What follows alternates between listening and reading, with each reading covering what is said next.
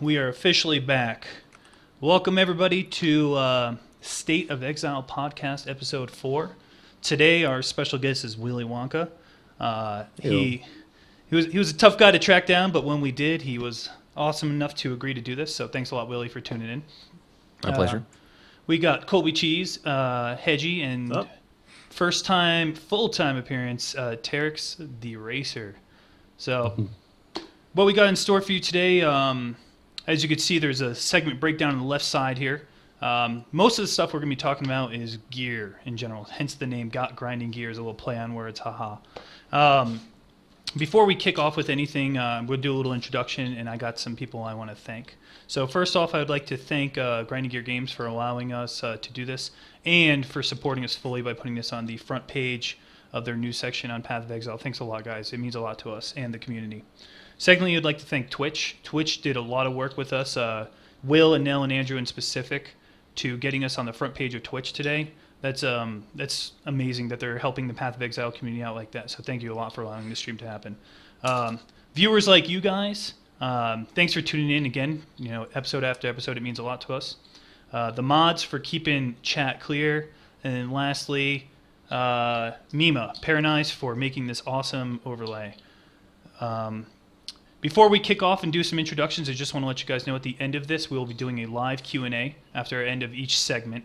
And this is your chance to ask your streamer, aiming at your questions in specific, at Colby, at Willy, what you want to ask them. Keep it tactful, keep the questions interesting. This is your chance to ask your streamer whatever the heck you want to ask them. We have a notepad that each of us will be copying and pasting into, and we'll be going throughout them as we do the live Q&A section. So let's kick this off. Introduction time. My name is Zeno. I am known for hosting this podcast, doing some clunky builds, sometimes fail hard and sometimes work out well. And I do a lot of 24-hour broadcasts. I'm in the U.S. Air Force. They have no affiliation with this by any means, but I love the job that I do. Colby, what's up, man? Let's hear it. What is up, bros? Yeah, man. I just love streaming, hanging out, and one of my big things is just trying to make useful content to help newer players to succeed at the game and get to that next level. And so that's kind of where I focus a lot of my content around, is just answering questions. And I like to create resources for people. So that's what I spend a lot of time working on, other than just playing the game and having fun. So.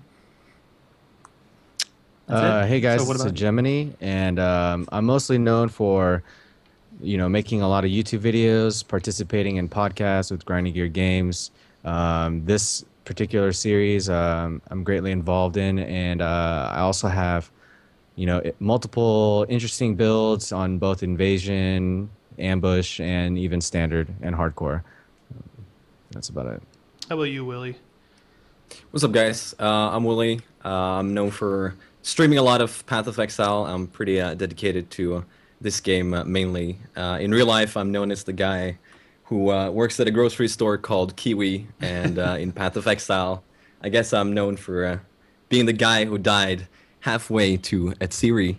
But I guess I'm known for doing a lot of crafting, getting lucky, especially the Kraken, and just being lucky in general. Even Chris has said so. But yeah, just trying to make entertainment streams on Path of Exile. I guess that's it. And I wanted to just say thank you for inviting me to the podcast. I love it, and looking forward to doing this. Well, you're welcome, man. All Good, Terry or Terrex here, and I'm known for streaming races and helping out as much as I can in the racing community. I'm always up for sharing everything I know, sharing all my strategies, tricks, and tips when it comes to racing. I'm also known for my hair, which recently got a haircut. It used to be a lot longer, and it was a bit crazy. But yeah, I'm known for racing and just being helpful in that sense. All right. Well, now that you got a little information about all of us, if you guys are, wanted to follow any of these guys, all of their Twitches can be found at the bottom. And thank you again, everybody who's tuned in. Let's kick this off. All right. So our first segment today has been brought to you by Heggy, and he's going to be discussing the Diamond Supporter Unique that he, in fact, paid for and is getting made through GGG. Let's hear it, dude. I'm interested. Oh, well, I just want to say it's been quite the experience to go through this process of creating the unique, and I've been sharing it with my viewer base on Twitch TV, and I will do it on YouTube soon. But I've had the pleasure of working with Nick. He is recently hired to help facilitate and get through these Diamond Supporter and Eternal Supporter uniques, and he also helps with the game balance and game design. He was assigned to my particular items. So I proposed two uniques. One was a wand. It's called Hegemony Unchained, and it was a imbued wand with a base of 1.5 attack speed. The random roll would be 20 to 30 crit chance, but the unique part of it is it's +1 chain for every power charge. The downside is wand attacks cannot use multiple projectile supports or chain. Oh, that's awesome. So the idea is to reward the single shot and aim and momentum. It would chain up to 7 times with the proper skill tree without any like kind of extra vol orb power charge, but it wouldn't suffer from the less damage caused by chain and LMP. So I would like to replace those particular links with faster attacks and increased physical projectile damage. This would allow more interesting arsenals to your combat, because it would free up a 4-link. So you could put in like Immortal Call, cast on damage taken, multiple curses, or even bring in Empower and Enhance in your links. Since you wouldn't need it, you'd only have the 6-link. Nick really, really liked the idea, but when he presented it to the programmers, it got shot down by the programmers because of sync issues. And I was like, well, what do you mean by sync issues? He said, at the very end of your power charge duration, and this goes for all charges, there's a small period of time where the client says you have the power charge and the server says you don't. So in that event, when you were to shoot a wand attack, it would fire off and it would chain if you had 7 power charges or however many power charges. It would chain. It would look really, really explosive, but nothing would happen except that first shot. So this is why he said he felt like, well, this is going to get shot down because it's a technical thing. It's not going to be good because people are going to cry about it on the forums, and it's not going to be healthy for the game because it's going to feel like you're getting robbed. I was very disappointed. I was trying to negotiate, and I was just like, please, like, what if I was okay with it? What if we put somewhere on the weapon, like in the flavor text, like it doesn't work all the time or something? And he was just like, if you could acquire the weapon and you would be the only bearer of it, then that would be okay. But we have to keep in mind everybody's going to pick up this item, or anybody that finds it, needs to understand how it works. What do you guys think about that particular unique? That sounds amazing, man. It sounds really cool. Oh Definitely Yeah. like a really unique property. Yeah, I was trying to fill the void because, like Willie said, it's so hard just to, pray that you just get that, physical wand roll. And I mean, we've all seen the Kraken evolve. We've seen the heartache, and we've seen the amount of currency put into any kind of Fizz wand in general. I feel like, Fizz wand is such an amazing build, but it's not really seen that much because, number one, the items don't exist, and transitioning into it is rough. So it was my way of like rewarding, kind of like an interim thing until you found a really good wand. But I felt like it would reward a different kind of style of playing. Like if you zoned into like a bazaar and you just get like your first pack is 12 magic chargers, that pack is not going to be easy to take down because you can't AoE off the bat. So you're going to need some skill, of microing to, juke and jive until you can get some power charges, up. But that was my first idea that got shot down. My second unique, this is the one that's actually in progress. It's called Hegemony's Era. It's a Maelstrom staff base because I chose this because it's the 18% block chance. The random rolls is 20 to 30 crit chance, and 1 to 2% movement speed per endurance charge, and it's going to do something around like 525 DPS. But what I originally wanted was 1 power charge per 3 endurance charge consumed or expired. So that means if you had a 7 charge or a 6 charge Immortal Call, you would spend those endurance charges and you would gain 2 power charges. while this is like a very cool thing, it just breaks the game because of a legacy item called Vol's Devotion. And Vol's Oh Devotion yeah. essentially does the opposite. And because it does the opposite, you would just infinitely have charges. So discharges would just break the game with the staff. Even though it's a physical based staff, the fact that you could generate charges so easily and recycle them and, you know, just constantly trade, it would break the game. There was a lot of negotiations. I was like, well, what if we ban Vol's Devotion and what if we ban Vol's Protector and all Vol's item, like it just says cannot be used with Vol's uniques. He says we haven't done that before. We don't want to start. It's not a very good design. So I was like, well, he got back to me. He's like, what do you want to get out of this? And I was like, well, I definitely want a two-handed crit build because I felt like the two-handed meta. How do you guys feel about the two-handed crit meta? Like it's just non-existent, It's right? not there. You Yeah, need there's- I've staves never and heard that's of it.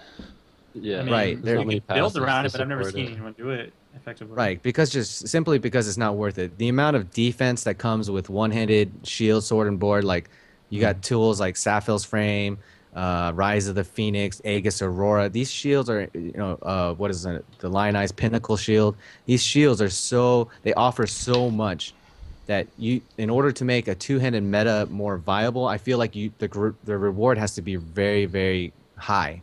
So you need to be doing, you know, substantial damage because you're trading off the fact that you cannot switch to these, you know, comfort shields of, designed for all different kinds of situations. So I really wanted to, you know, get into those blunt trauma, you know, those two-handed crit nodes and really push a two-handed build to the limit at the same time requiring you to have the responsibility to micromanage, you know, Enduring Cry and Immortal Call. So the design, when we negotiated, he was like, well, I'm not really too savvy on banning Vol's Devotion or Vol's items with this staff, but let's try something different. I could make it like a chance on something. And we are like, well, how can we make it a chance without breaking something else? And mainly the issue was with discharging. So I was like, well, what about doing power charge on melee stunt or melee knockback? Because your discharge, you're not going to really knock back with the discharge unless you put it in a link. And we could use stuff like heavy strike and sweep, which would make those much more interesting builds because you'd be gaining power charges through those. And everybody can use, you know, heavy strike as a single target. And then even then, if you don't want to use those abilities, you want to use something like Glacial Hammer or Infernal Blow, you still get the blunt trauma effect on the left side of this tree in the red side. It says 50% of the time you crit, you knock them back. So, you know, it would be a longer ramp up if you wanted to use a different kind of blow. But, you know, it would still be some kind of reliable way. So right now, I wanted to get your opinions on that. What do you guys think? Do you think it would be powerful enough? You know, is the reward better, you know, like good enough to, you know, even try? Or what do you guys think? You mind if I kick this one off? Yeah, go ahead. I think it might be slightly broken because if you go a stun build with Ground Slam and you pick up the knockback nodes in the tree, plus the crit when you knock back with a staff, there's also crit nodes near the knockback portion of the tree. I don't know. I think it might just be either they're stunned or they're knocked back, and it's going to do ridiculous damage because the staff already comes pre-equipped with a local base crit chance and a ton of block. Right.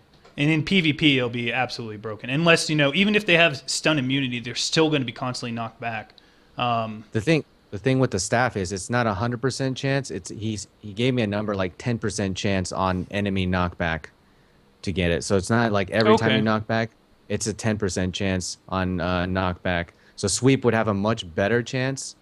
And, you know, heavy strike is obviously 100% knockback, but you'd only get, you know, every 10% of the time you'd have a chance. Multi-strike would probably help you a lot in that situation. What do you think, Willie?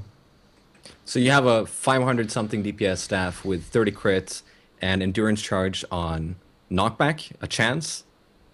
Yeah, power charge and endurance on melee knockback. It's got to be melee knockback, okay. so you can't use spectral throw. You know how spectral throw hits so hard in succession? Yeah, you wouldn't be able to use spectral throw to gain those power charges. You'd have to actually get up close and personal, you know, to generate But them. I mean, the staff isn't, you know, GG, perfect mirror item. So the DPS is, Right. it's okay, and getting some power charges in that way, I don't feel like it's going to be unbalanced. I think it's a great idea across the board. I don't see any balancing issues with it, and getting those Yeah. endurance charges would be really good, and make it easier for you to do Immortal Call, not having to spam Enduring Cry all the time. I like the idea. What do you I think, think it's Terry pretty and cool Colby? as well because it's an alternative way to gather your power charges instead of just using power charge on crit or like say using like a Vols item to get your power charges every time you hit an enemy with a crit.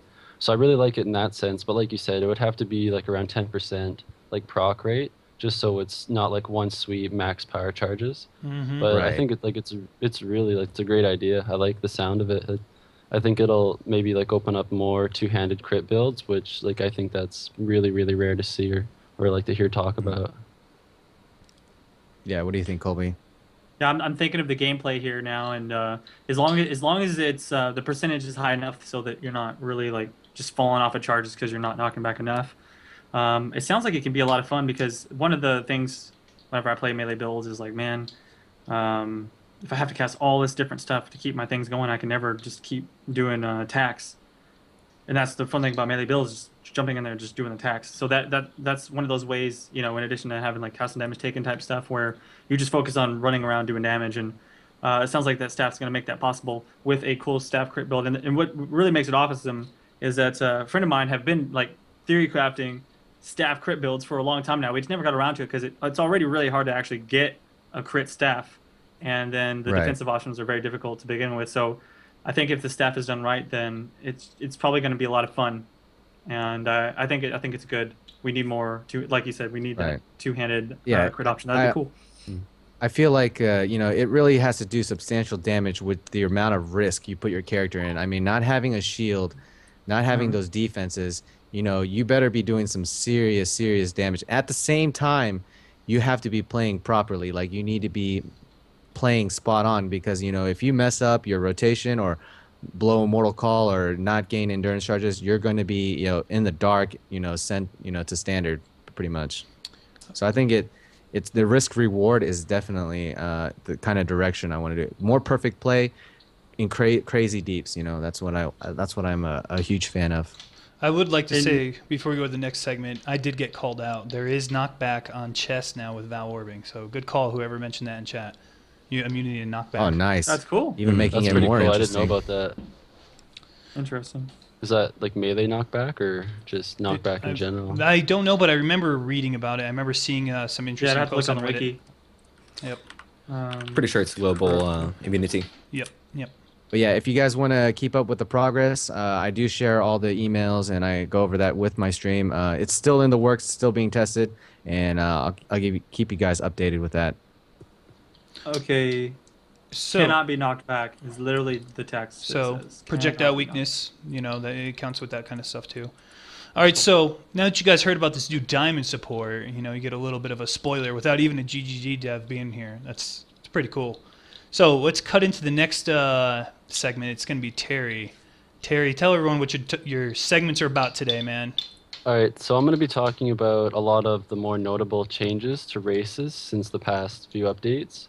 And like the biggest thing for season 7 is shrines and corrupted layouts in races. So for shrines and corrupted spawns, like through races, they can have such huge impacts. And I think like the shorter the race, the more impact that these shrines and corrupts can have. Like for example, on the non-fixed race, where the shrines and the layouts can be like random, and it's determined whenever you make your instance wherever they're placed. If you get like acceleration shrines or diamond shrine right off the start, like these are so powerful early on, it can save you minutes. Like say if you get an acceleration shrine in mud flats, like that area you can just do in like 30 seconds, as opposed to maybe like 2 minutes running around getting all the questing items. So say in like a burst race, you get these shrines and you're really lucky, you can like, it can save you minutes on progressing to like ledge where that's like the ideal spot you want to be. And for corrupted layouts, I I've had pretty bad experiences, and I've had like some okay experiences, but corrupted layouts, I've still been working on like a strategy to fit corrupteds into actually racing. But aside from like running one way and reaching a dead end and having to backtrack from the corrupted spawn, that's basically my experience with them so far. Is the corrupted, some of the layouts that they can give in a race, they're really hard to read, and it's like a lot of the time it's going to give you a new layout where you've never actually seen it before, and like you can run one way and not necessarily know how to get to like the next entrance to the like your questing area, and you'll run like 1 minute one direction, and then you'll get a corrupted, and you'll have to backtrack a bit. But like if getting good shrines, I think can make up for finding like corrupted layouts and having to run more. But it's also you got to get lucky. You got to be really lucky to have those shrines like spawning in your favor. Hey Terry, question about the corrupted zones. Now, Yeah. currently in the state of the game, you can't. Obviously, if you port out of a corrupted zone, you know you have to walk back. It's a pain in the butt. Or once you complete the corrupted zone, you literally have to backtrack to get out. Do you think GGG purposefully did not implement an exit similar to the cave or the den? There's like an exit to bring you back to the beginning. Do you think they purposely did that for races, or do you think it's something they need to implement? I think if they maybe like say you kill the boss in a corrupted zone, I think it would maybe if they put like a portal that would put you to the entrance or the exit of it, that might make them a bit more appealing to people to use throughout a race. Because me personally, I've probably only gone into a corrupted zone like 2 or 3 times. One time it was like dischargers, and I just left right away. Like that's way too dangerous. Like they're higher level. I don't have lightning res. I'm just gonna get blown up one shot.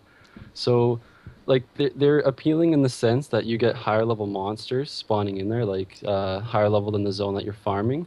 But it also can be very, very dangerous, and that pushes me away from farming them. Just because, say I'm farming Sarn, and Sarn is really easy monsters. You can just attack, move, attack, move. But whenever you go into that corrupted, like I said, like you got to watch out for say dischargers or like any other monster that might be a lot more difficult depending on the area that you're farming in the race. But if they did add some way to get back to the entrance, like if you're farming Sarn in the signature race, there's always a corrupted, and you can go in the corrupted, kill stuff, and then just log out and go to Sarn. But throughout the race, you can't like log out with losing your progress and having to like use a waypoint again and run like an extra minute. So I think that is like a really good idea, like you mentioned, having a way to put you back to the entrance of the corrupted after you say kill the boss and open like the vessel. No. Because like that's like an extra say 30 seconds to a minute that you save running. But like shrines and corrupteds, when I saw them first in season 7, I was a bit disappointed at first, having them seen like randomly spawned throughout a race, seeing the impact that they can have, as opposed to like doing an hour race and not getting any shrines or corrupteds, and then you go on another race and you get lucky shrines. Like your progress difference can be levels, like just from being able to move faster or clear quicker from the shrine buff, you can get like an extra 1 or 2 levels or more from having those shrines. So that's a huge impact. Like just being able to like diamond shrine, basically one shot, double your DPS straight up at like whenever you get it. Brutal So shrine. that right there. Friggin' Yeah. and then of course acceleration in a solo Oh, yeah. burst. Oh my. Yeah. That's just game breaking right Acceleration. there. That's amazing. Exactly. Like it's almost, I don't want to say imbalanced on burst races or shorter races, but there will always be the case where somebody's going to get super lucky and get chain shrines. Another thing about shrines is the monsters around them. Like that, they have like 3 or 4 monster packs sometimes spawned on the shrines, and that right there alone like is incentive to clear, because you can get a magic pack too spawned at a shrine. And that's like a really dense area. Like it's a lot of XP. So that's, I don't know. The shrines, what they do on a shorter race, it can be like it can make you sad, I guess, if you don't get the shrines. But when you do get the shrines, it's a lot of fun, and it makes you happy. All right. But, Man. I want to go ahead. I just wanted to ask you, like, how many times have you felt like really good in a race and like you're like top, and then you just get blown away by somebody that just speeds, and you're like, oh, he must have got a shrine at the end or something? Yeah, there's definitely a lot of cases that come down to shrines giving people like the extra bump they need to progress, or like the extra damage to just clear quicker. But I think a couple times. But I think on the signature race, that's probably where the shrines are most balanced. I'll talk about the signature race now a little bit. So in my opinion, the signature race has the most balanced shrines and corrupteds because everybody gets them. You have the acceleration shrine on coast, and a trick with this shrine is when you get Mud Flats waypoint and you want to go do Hellrake right away, is to reset coast on your way back so you can use the shrine again. And like I've hit level 3 in coast on the signature race because you move so fast, you can get off so many attacks, and the amount of monsters by that shrine is so dense. Like it's amazing. And getting like that extra level early on, I've been hitting like over 13 to fight Merveil, and before like sometimes you'd be pushing it to hit 12 before Merveil. So I feel like the shrines on the signature race, they're making it, in my opinion, for Act 1, you can like get 1 or 2 levels more than like the standard for the previous season signature race. And that's just being able to move faster or like the monster spawns. The other shrines are, there's the River Rays, Ice Nova Shrine right outside the entrance. And this is so nice for the area. You can use this for like maybe the first third of the area, and this will instantly like reduce your attacks by half the amount. You just run into piles of monsters, get like a safe distance, and attack once or twice. Like that's just for spectral throw. It's probably even faster if you're like a leap slammer. You just leap slam into one monster pack, and they just die from the leap slam damage and the ice nova. So that's another good shrine. There's a regenerating shrine in Val Ruins, which is down the opposite way from the waypoint. So like it's always nice to grab the waypoint just in case you have to log out. But I usually skip this waypoint and I just go straight to the regenerating shrine, and you can just phase tank like the whole rest of the Val Ruins one. And then for Val, there's a lightning Nova shrine outside his entrance. You just have to go up. Like you can go left and up on the last pyramid level. And if you get that shrine, you want to quickly make your way to Val. And when you start the fight, you'll get maybe 1 or 2 phases where you actually can drop shocking ground on the ground and have a damage buff for Val, like 30% extra damage. That's really notable, and it's you can definitely tell when you get it set up properly.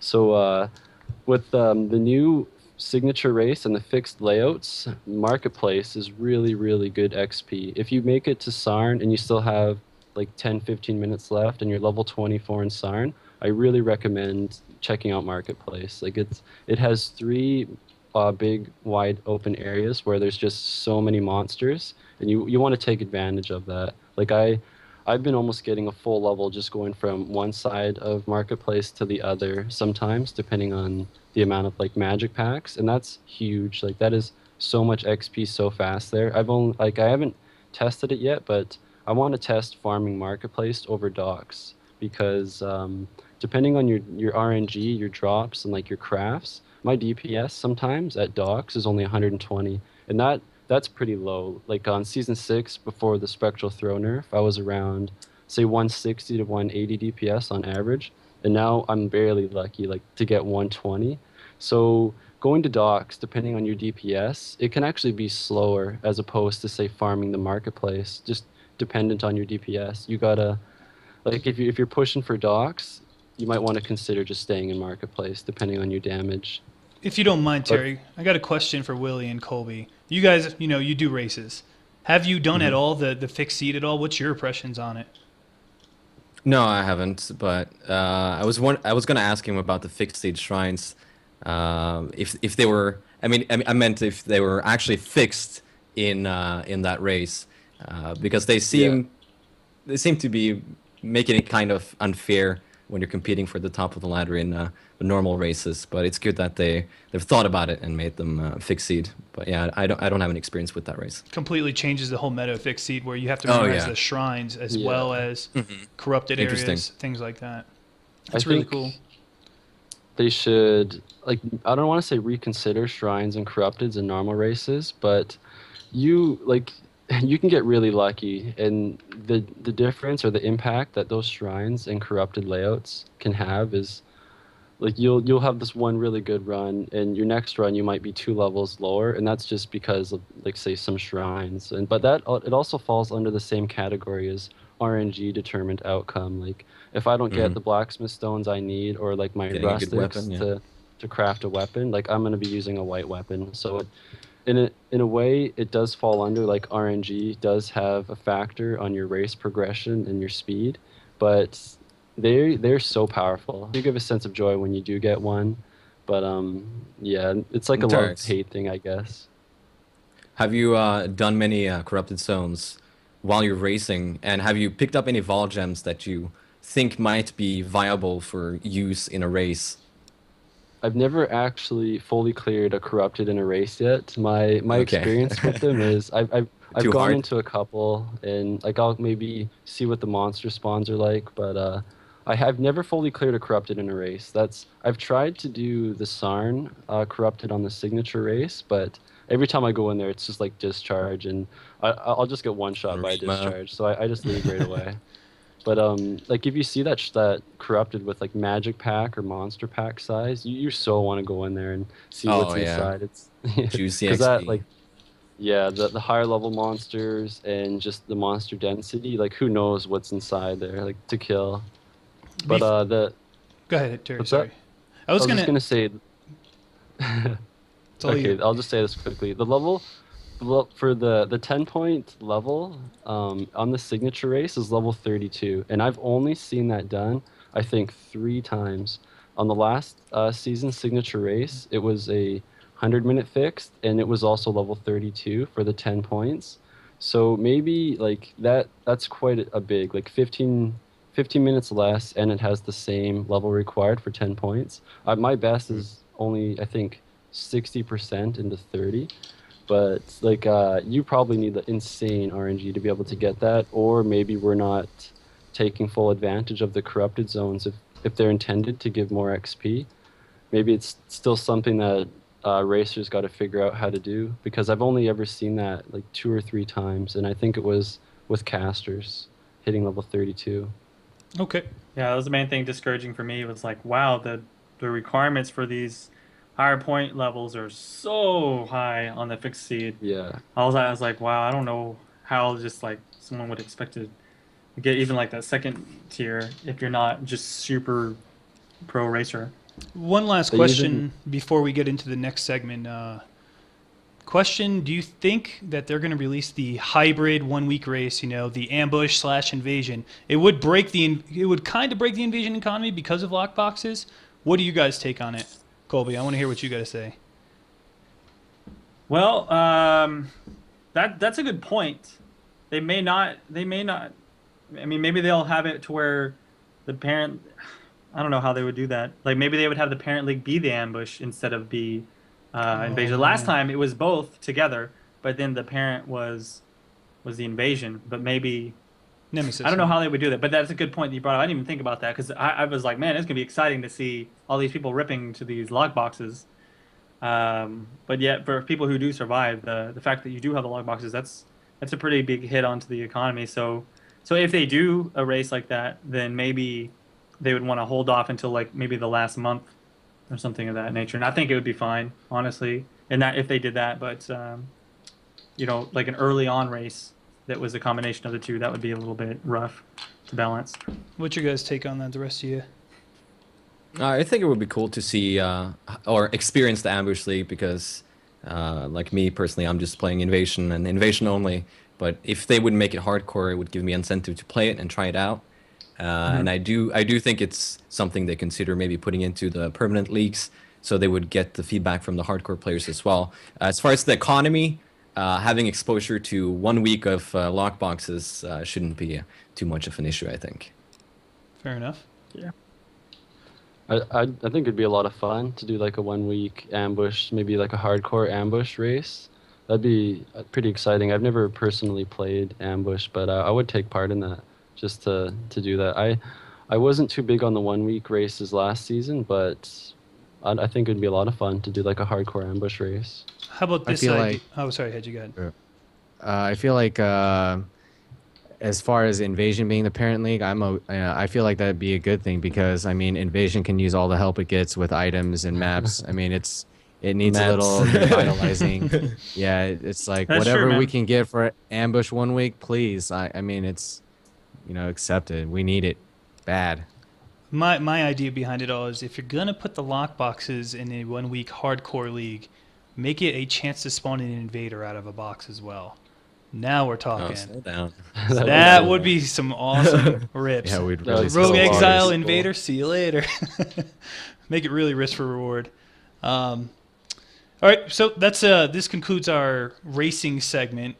Hopefully GGG does something cool with the 1 week races planned. I'm sure they're going to drop those bombs on us eventually. A lot of hype with those 1 week races. We're going to talk about my segment now, and my segment is there's a lot of uniques in this game that don't get enough love. I think they're actually pretty strong, if not could be considered overpowered. There's different ways you can pair them with each other to make them even more effective, and I'm going to go into that. The first one I want to talk about with is the Dark Ray Vectors. I think these boots are crazy good. And the reason being is with the Val Orb introduction, well, first, let me just explain what Dark Ray Vectors do. They give you 5% move speed per frenzy charge, but don't give you any move speed passively on the boot. They give you, 20 to 40 lightning res. They give you 2% dodge per frenzy charge, and they also give you a passive +1 frenzy charge. So by themselves, before this patch, they gave 8 frenzy charges, which is, 5 times 8, 40% move speed? Pretty good. They also gave 16% dodge, and that's already really good. 16% dodge paired with acrobatics alone would be 56% chance to dodge. But now with the Val Orb introduction, you can get 10 frenzy charges or even roll 4% dodge on boots.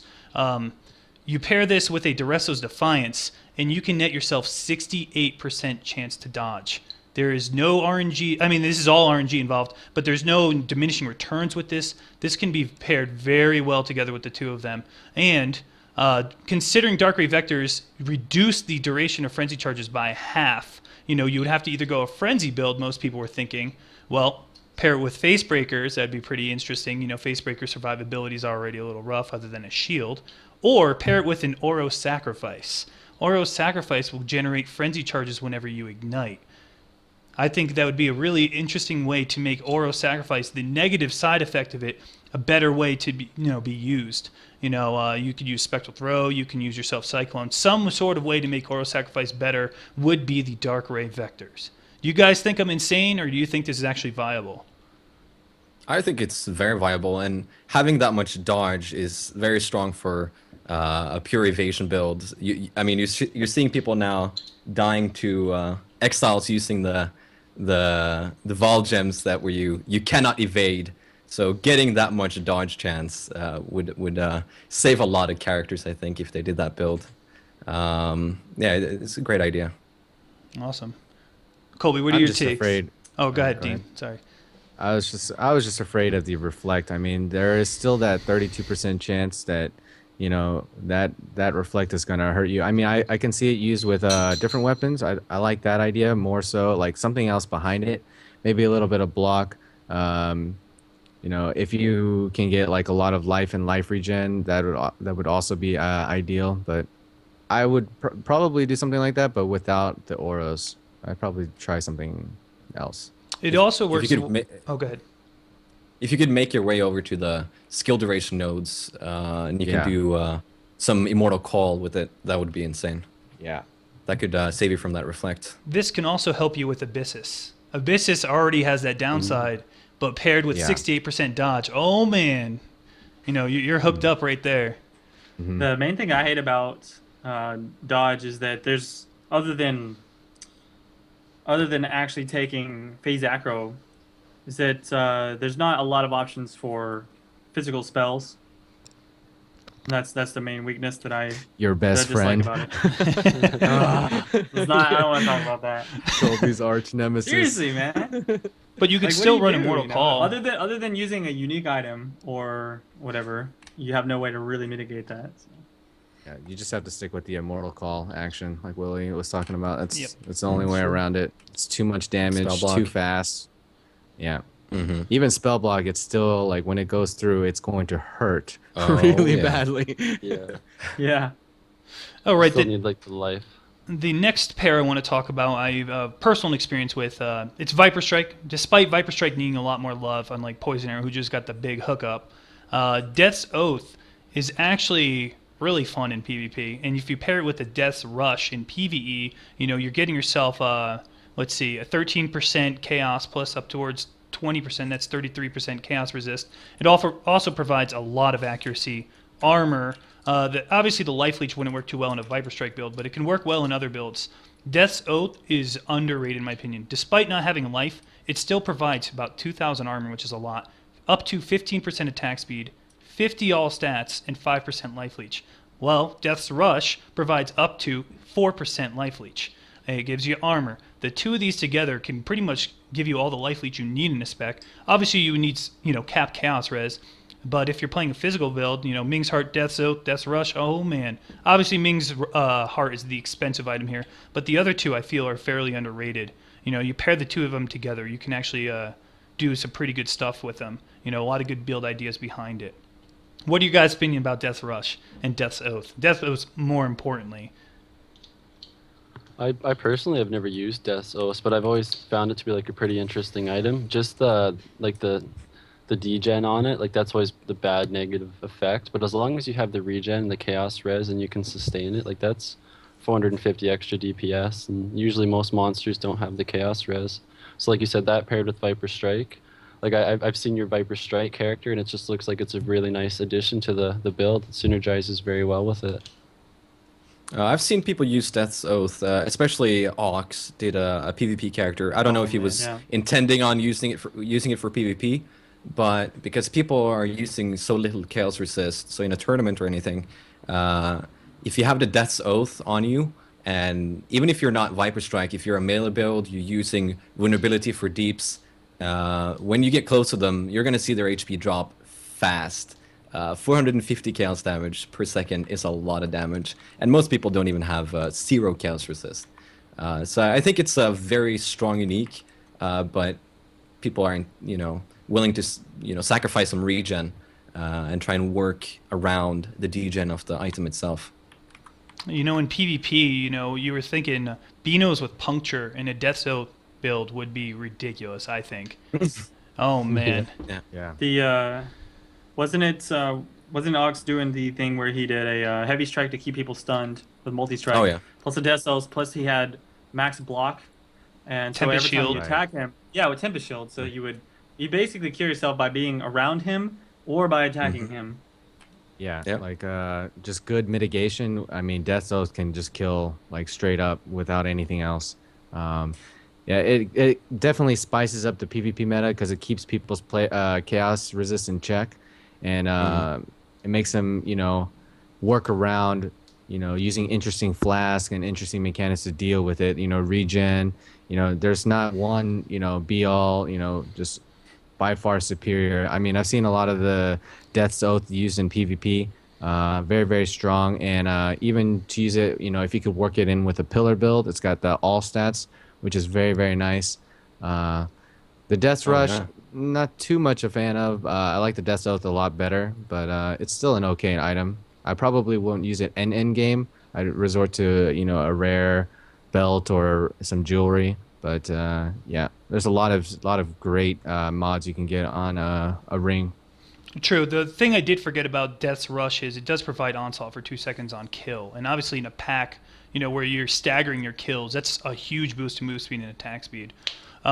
I completely forgot to mention in Dark Ray Vectors with 5% move speed and 10 frenzy charges, that's 50% move speed, which is 20% more than any rare can give you. That's ridiculous. Sorry, forgot to bring that one up. Speedy Gonzalez. So much movement speed.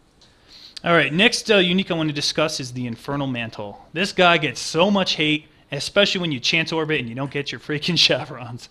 Control mantle.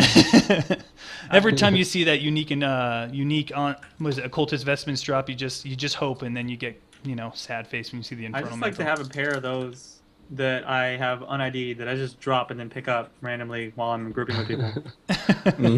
People are like, wait, was that what I thought it was? Oh yeah, it was totally. It was a Shaz. The big problem with Infernal Mantle is you take 100% increased. I think it's increased spell damage when you're low mana. So 35% low mana or lower. And auras do take into effect of this. Think of a low life build. Auras help you get your low life. Well, it works the same thing with low mana. So really, it hinders your amount of auras you can use. People say, well, go Blood Magic Keystone. Then you have 0/0 mana, and then you never take the negative side effect of Infernal Mantle. But then you don't get auras. So it brings us back to problem number one. Infernal Mantle, if you can manage to get the regen paired with an series foible, yes, you would be sacrificing your neck or some sort of other regen mechanic. I think it would be really good. Infernal Mantle actually helps out a lot with Reflect in a lot of fire specs, because if you pair it with an added Chaos and then the 25% conversion, if you actually pick up some of the Chaos damage wheels and even the fire damage wheels, you'll be doing about 70-30 Chaos damage versus fire damage, and this is tremendous for builds like Flame Blast, where Reflect is a big deal.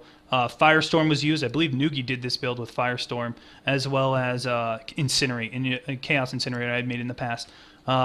The big problem is the mana regen, but if you can get over that hump, I think Infernal Mantle is really, really good. What do you guys take on it?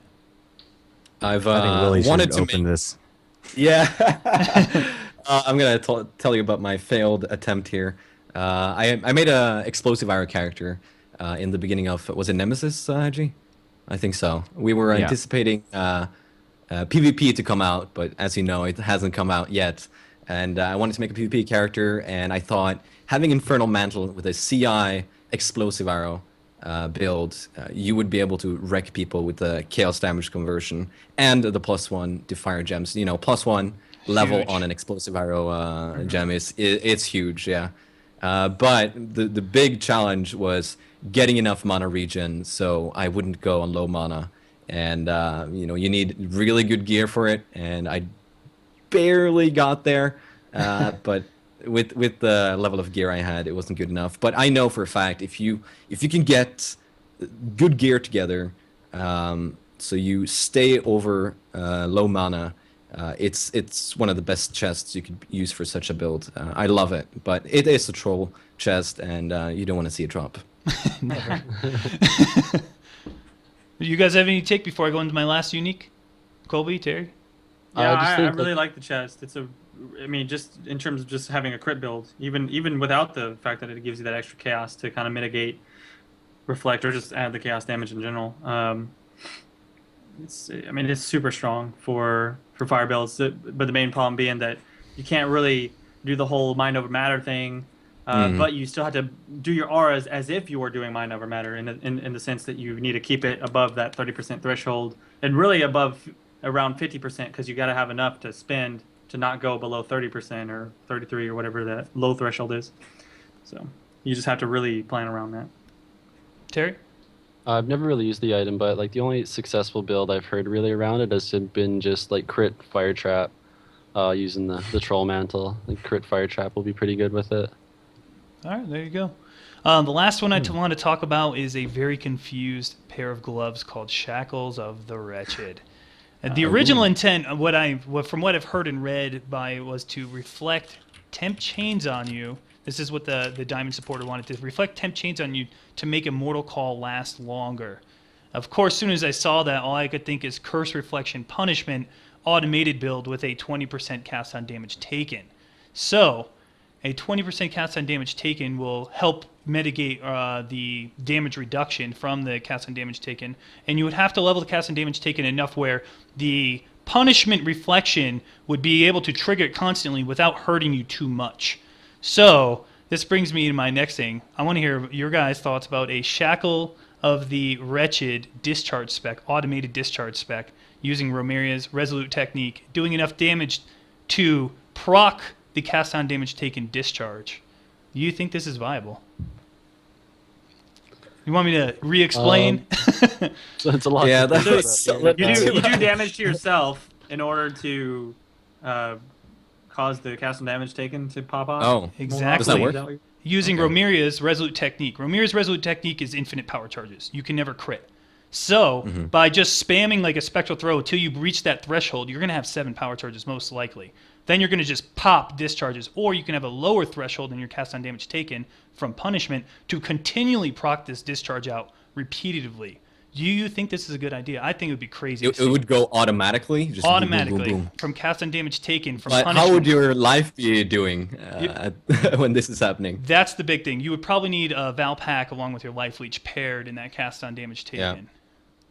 You're using spectral I throw feel to like proc it? Whatever you want to use. The problem there is that you have to keep your cast on damage taken low level if you want it to proc often.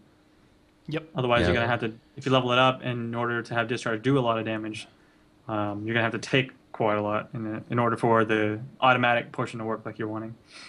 You would have to I find think a that has happy a- medium, you know. Yeah, there's a lot of trial and error of getting to Yeah. that sweet spot. And as you level up your gems and your gear gets better, it's going to be very, very confusing on how you're going to make it work. Yes, that's the thing. If you want to look at Shackles the Wretched, there's one that's my buddy Uber, who's in the chat. He kind of theory crafted around where he was going to use them with the Val flame shield or whatever, basically damaging yourself and causing that to just constantly boom, boom, boom, boom, boom, keep exploding. And I know the only problem with that is just getting the souls for it, but it was really cool. That was the best implementation of those gloves that I've seen, is what he kind of pulled together. Some people are saying you could do this with EK, bunch of other great ideas in chat. I'm glad you guys are liking this idea. I'm not the only crazy fool in here. It's hard to understand, but punishment, it's an underused curse, but you reflect it on yourself to automate your cast on damage taken. I think it could have the potential, but a lot of math involved to get it there. This is all I really have for my uniques. You know, Shackles of the Wretched. Oh, go ahead, Willie. I'm just thinking, could you use cast when stunned with this setup, kind of? Or with the... Like punishment reflex stun yourself? Yeah. I don't Does think reflect will Does it, that what stun you I do? don't think it stuns You yourself, then, don't. does it? Yeah, You any can't- you reflect can't damage reflect is just ailments. damage. Yeah. Oh, that's too bad. Yep.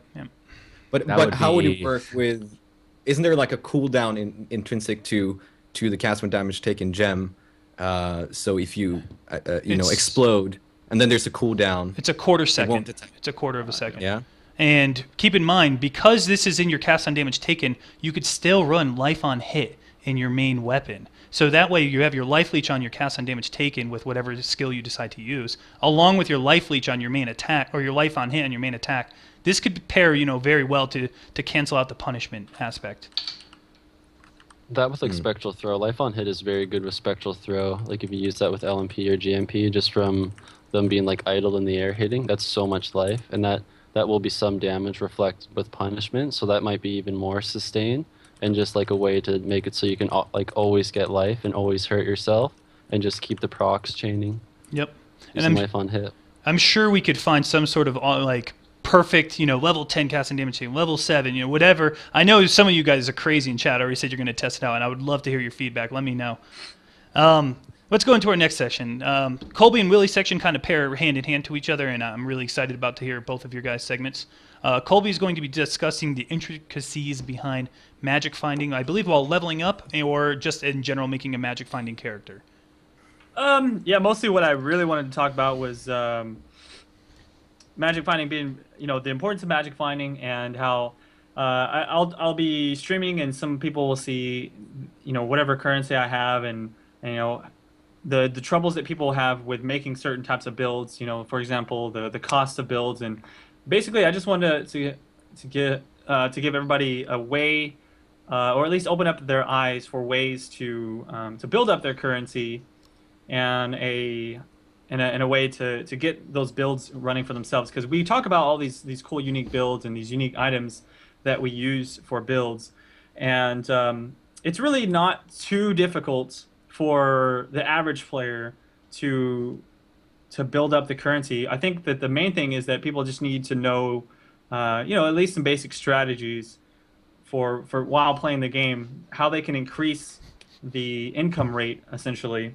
of what they're doing. And so during playing the game, I'm not like super hardcore on trading or extreme magic finding. There's people out there that are just masters of making currency, and I'm not a master of making currency, but I can make a steady income while playing the game, at least casual hardcore. You know what I'm saying? So that's what I wanted to do, was talk about that. And so a couple things that that I've learned while playing the game. even while leveling up, especially like for as a new league, since I had to re-level so many times in Invasion, dying like a nub, I was looking for a way. Well, how do I gear myself up? Because usually, whenever I've established myself, I can just go buy all the right gear. But when you're starting off, you basically just want to find as many items as possible so you can find the right items with resist and stuff like that. And even just having 50 item rarity, sorry, I should use the right term, I guess, for this game. Even just having 50 item rarity is such a massive difference in how many items you find whenever you are playing the game. So I try to go and I'll do some piety farming from time to time. And what I found is like doing a run of piety, just going from the entrance all the way killing piety with no rarity at all. I'll get maybe like an inventory of items, but getting as little as let's see, I had 36% item rarity, and I did a run on piety, and I ended up going back to town 3 times to put items back. I ended up getting around like 25 rares. Currently, whenever I'm, actually magic finding stuff piety, I have around, I think like 300 rarity and a little bit of quantity. And I'll sometimes kill piety and I have to go back to town 3 times just from piety's loot alone. So what I've noticed is a good threshold is like every 50 rarity seems to be like a very large increase in the amount of items that you run. So I think when people are planning out their builds, they'll kind of just disregard item rarity without the experience that I've seen a lot of people have with how much actual loot you can get over a quantity of time. Because you throw in some item rarity and you're like, oh, I'm expecting to get uniques after uniques, but really it's just that amount of rare items that you find over time. And so one of the really good strategies that I found for just like creating upgrades for yourself, even if you're a self-found guy, you don't like to do all the trading. For example, on my magic find guy here is my righteous fire character. So I wanted to get into maps, and I was having trouble looking for the right items that I needed for the build. I just wanted certain types of life and resists, and I actually ended up magic finding just for the alteration shards from selling those rare items, and I ended up crafting 4 different pieces of items that I'm currently using, which I just use alteration shards from selling items while magic finding on piety, and then regaling that item once I got a couple stats of life, a couple stats of whatever resist that I needed for the build. So essentially, strategies that people can use is just throw on even just an item rarity gem into your build, even if you have to take off a damage gem. Usually you can get enough damage to clear stuff at a comfortable rate, especially if you have at least just a 5 link. And the item rarity, maybe you lose a little bit of small amount of clear speed, but you're going to notice such a huge increase in the amount of items that you find. So that's really the main thing I wanted to talk about first. There is just kind of like your solo magic finding, like while leveling up, throw in a little bit of rarity, while just doing maps, throwing in just a little bit of rarity, and you'll see a huge increase in the amount of income you make just for solo crafting your items.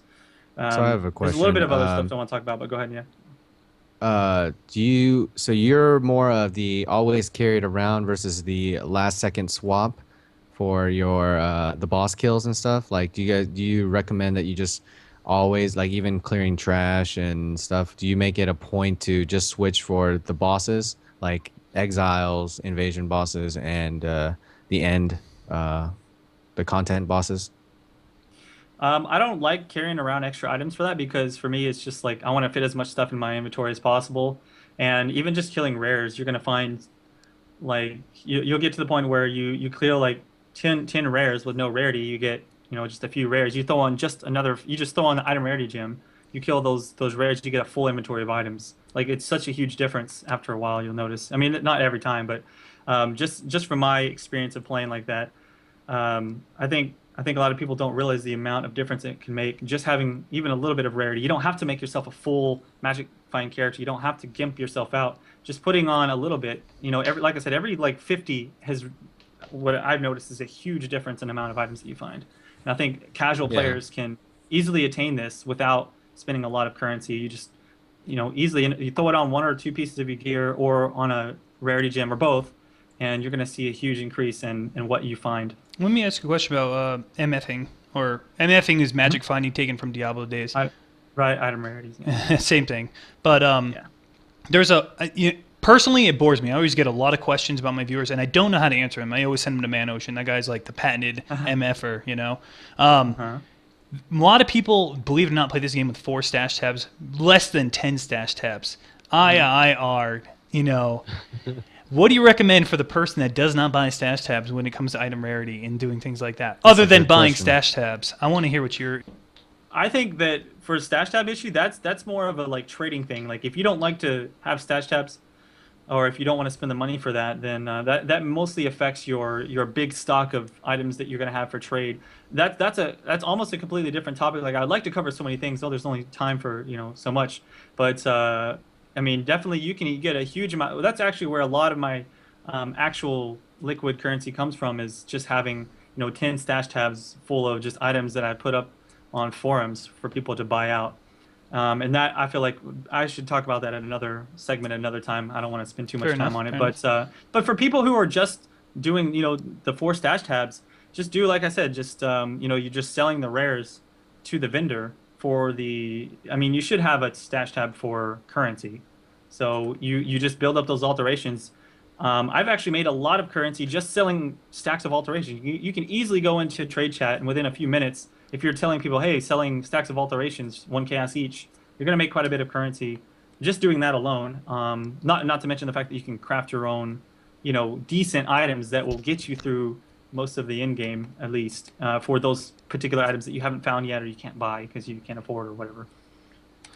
What do you guys think for just so I'm not really talking about hardcore magic find. I'm not there. There's definitely like a difference in people who go into the 6-man parties with a dedicated magic finder. They're gonna make just massive amounts more money, and it's more efficient. But for me, I like to play the game as casual, and I like to kind of just magic find with a little bit of rarity, and kill bosses here and there, and do maps and use the quantity from maps to augment the amount of magic find that I have. So. Well, I've noticed the same thing about rarity as you have. Like, I've done some characters that were never supposed to be magic find, but they put on I have a good gold amulet or something, and I have a helmet with 30 rarity, and I've noticed huge differences between a character with 0 rarity and a character with, let's say, 60 or maybe 100. There's a drastic change there. So having maybe a single target skill with item rarity gem in, if you can quality it up, that's like 60, 70 rarity or something right there, would allow people to get a lot more rares. But I was a little bit confused. Were you using item rarity in your main ability when you're farming? So you get the rarity on all the whites, the blues, and the bosses? Well, currently, I am using it on my main ability just because I can, because I'm using Righteous Fire, which is, I don't know, that's not everyone can do that. But what I've done in the past, and it was still very effective, for example, was I had maybe like a gold amulet and maybe something on boots, or just an item that worked out and just ended up having some rarity. So maybe I had like 30 rarity on items, and then I would use like last league I used Spectral Throw character, and I had Cyclone linked with item rarity with culling, and I would just like finish off rares whenever they got low health by cycloning on them, and I noticed a huge increase in the amount of items dropped just by doing something like that. So you can do both.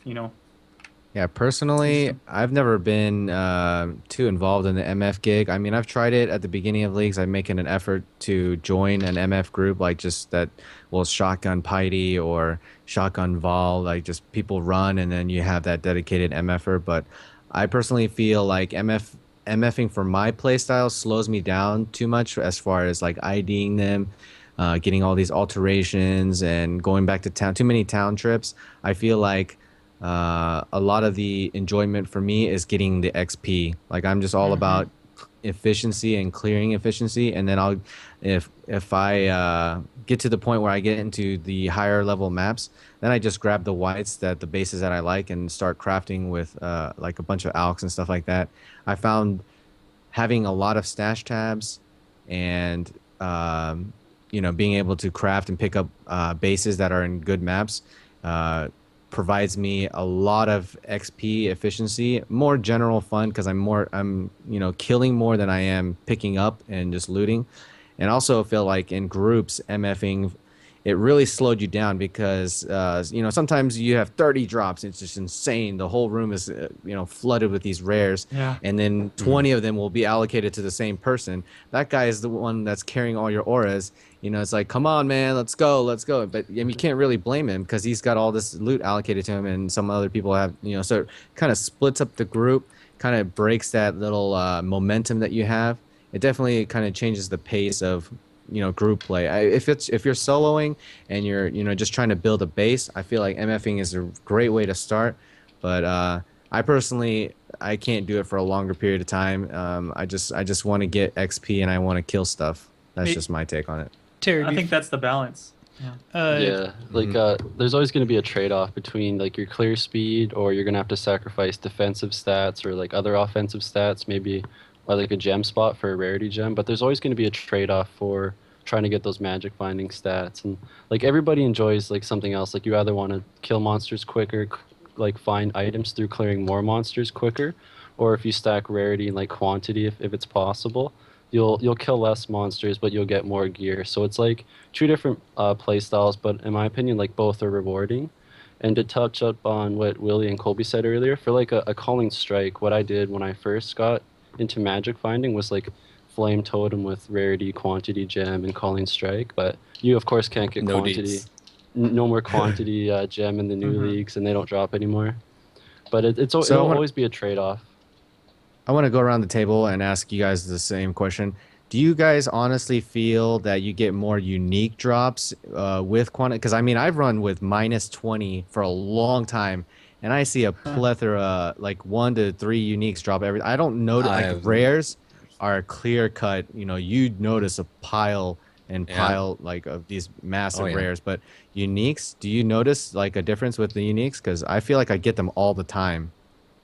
I've been thinking about this for a without long any. time, and I'm so glad you mentioned this because I've been, playing for a long time, and I've noticed with a 0 rarity character, I get almost the same amount of uniques. But if I'm running with a guy with like 400 rarity, I'm seeing more uniques, but it's not that big of an increase, or Right. you don't see them that much more often. But if I'm doing like a 200 rarity build, I see the uniques almost as often as if I had very low magic find on a non-magic find character. I've noticed What it have too. you guys noticed?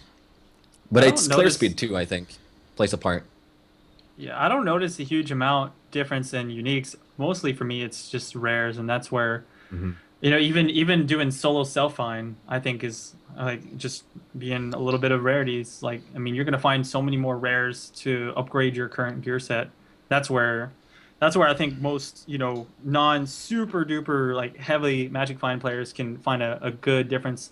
Is just having at least 50 rarity. Like, the difference between 0 and 50 is so much more massive than even like 50 to 100 in my like experience. I feel like that you can pretty much like build your character yourself, find all your own gear just by having a little bit of rarity.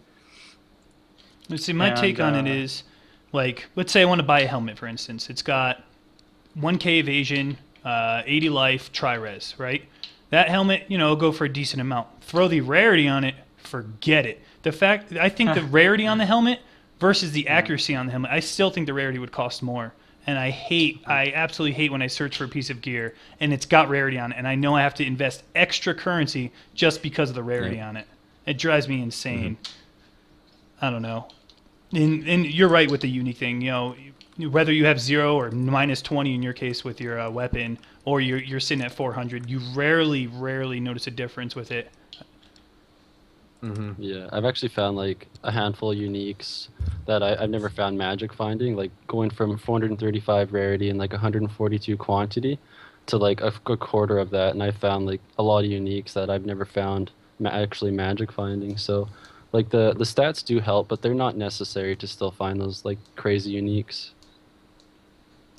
All right, do you got anything else, Colby, before we hit up Willie's big time Yeah, I mean, there's so much that I would love to say about magic finding and trading and building currency, but I just wanted to give people out there just who may be having trouble just building their character up, just that plant that seed that there's definitely ways to do it without being ultra hardcore. You can just be very casual, get a little bit of rarity, and be completely fine. That's really the main takeaway from this small amount of time that I had for that segment. So Okay, fair enough. so we can if people like the idea of talking about magic find and trading and stuff like that, then I can do more segments on that at a different time.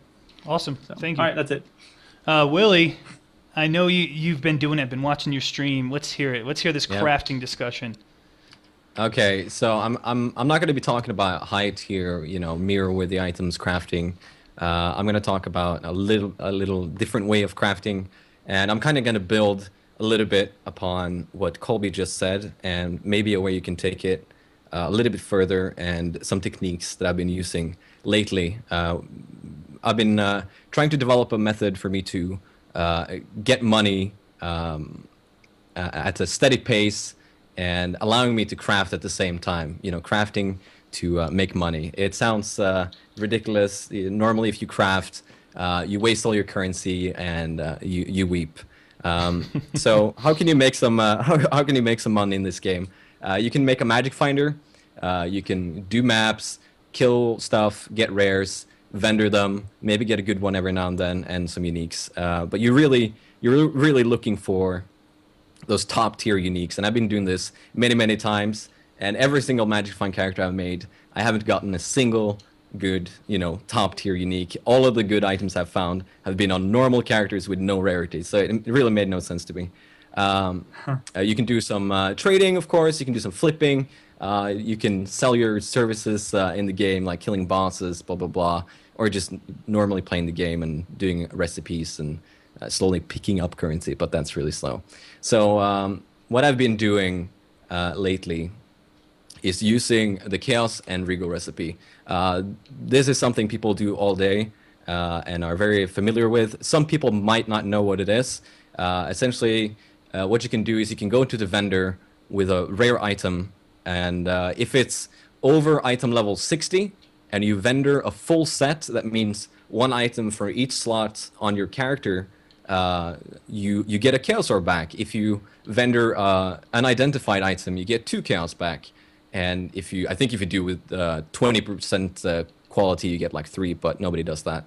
And then if you want regals from the vendor, you can do item level 75 items. And those are a little bit harder to get, but it's totally worth it. And then they give you regals. So how much is a Chaos worth in Alks? A Chaos is, if you're really patient and you're spamming trade chat all day, you can get 3 Alks, but I usually just trade them for 2.5, at least in Invasion. That's how it is right now. And a Regal is, I think it comes up to about 4.5 Alks, so let's just say 4 Alks. So what you can do with this is you can vendor, or let's put it in another way.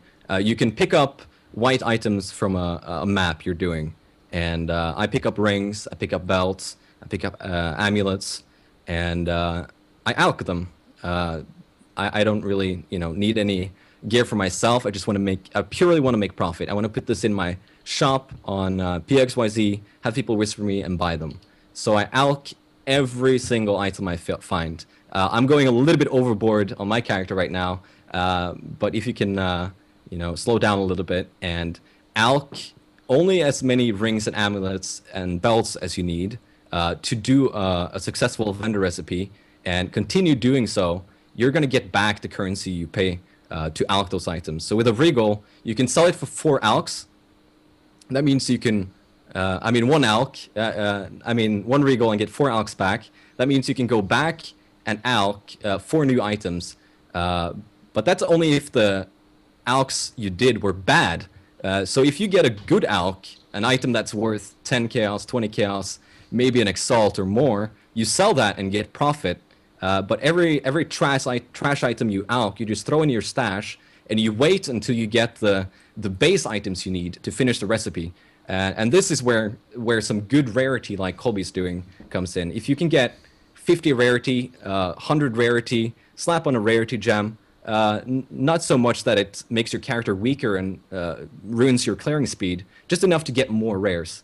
And then you get those boots, you get those helmets, you get those items, you combine them, you vendor them, and you get those currency items back. Question for you, Willy, if you don't Yep. mind. You two-stone rings, they're great for alching because they turn into prismatics, or you can get another two-stone ring added by selling 5. Yeah. But do you convert those into prismatics and then get your extra prismatic? I always convert them into prismatics, but I don't do the 5-to-1. I feel that's not worth it. Oh, noted. So the prismatic is a must. Yes. Got it. Sorry to cut you off. Yeah, and then you get another chance, so it's really nice. But essentially, a lot of people are, keeping all the currency they're stockpiling. They have like 100 alks and they never use them. They just wait until they buy something.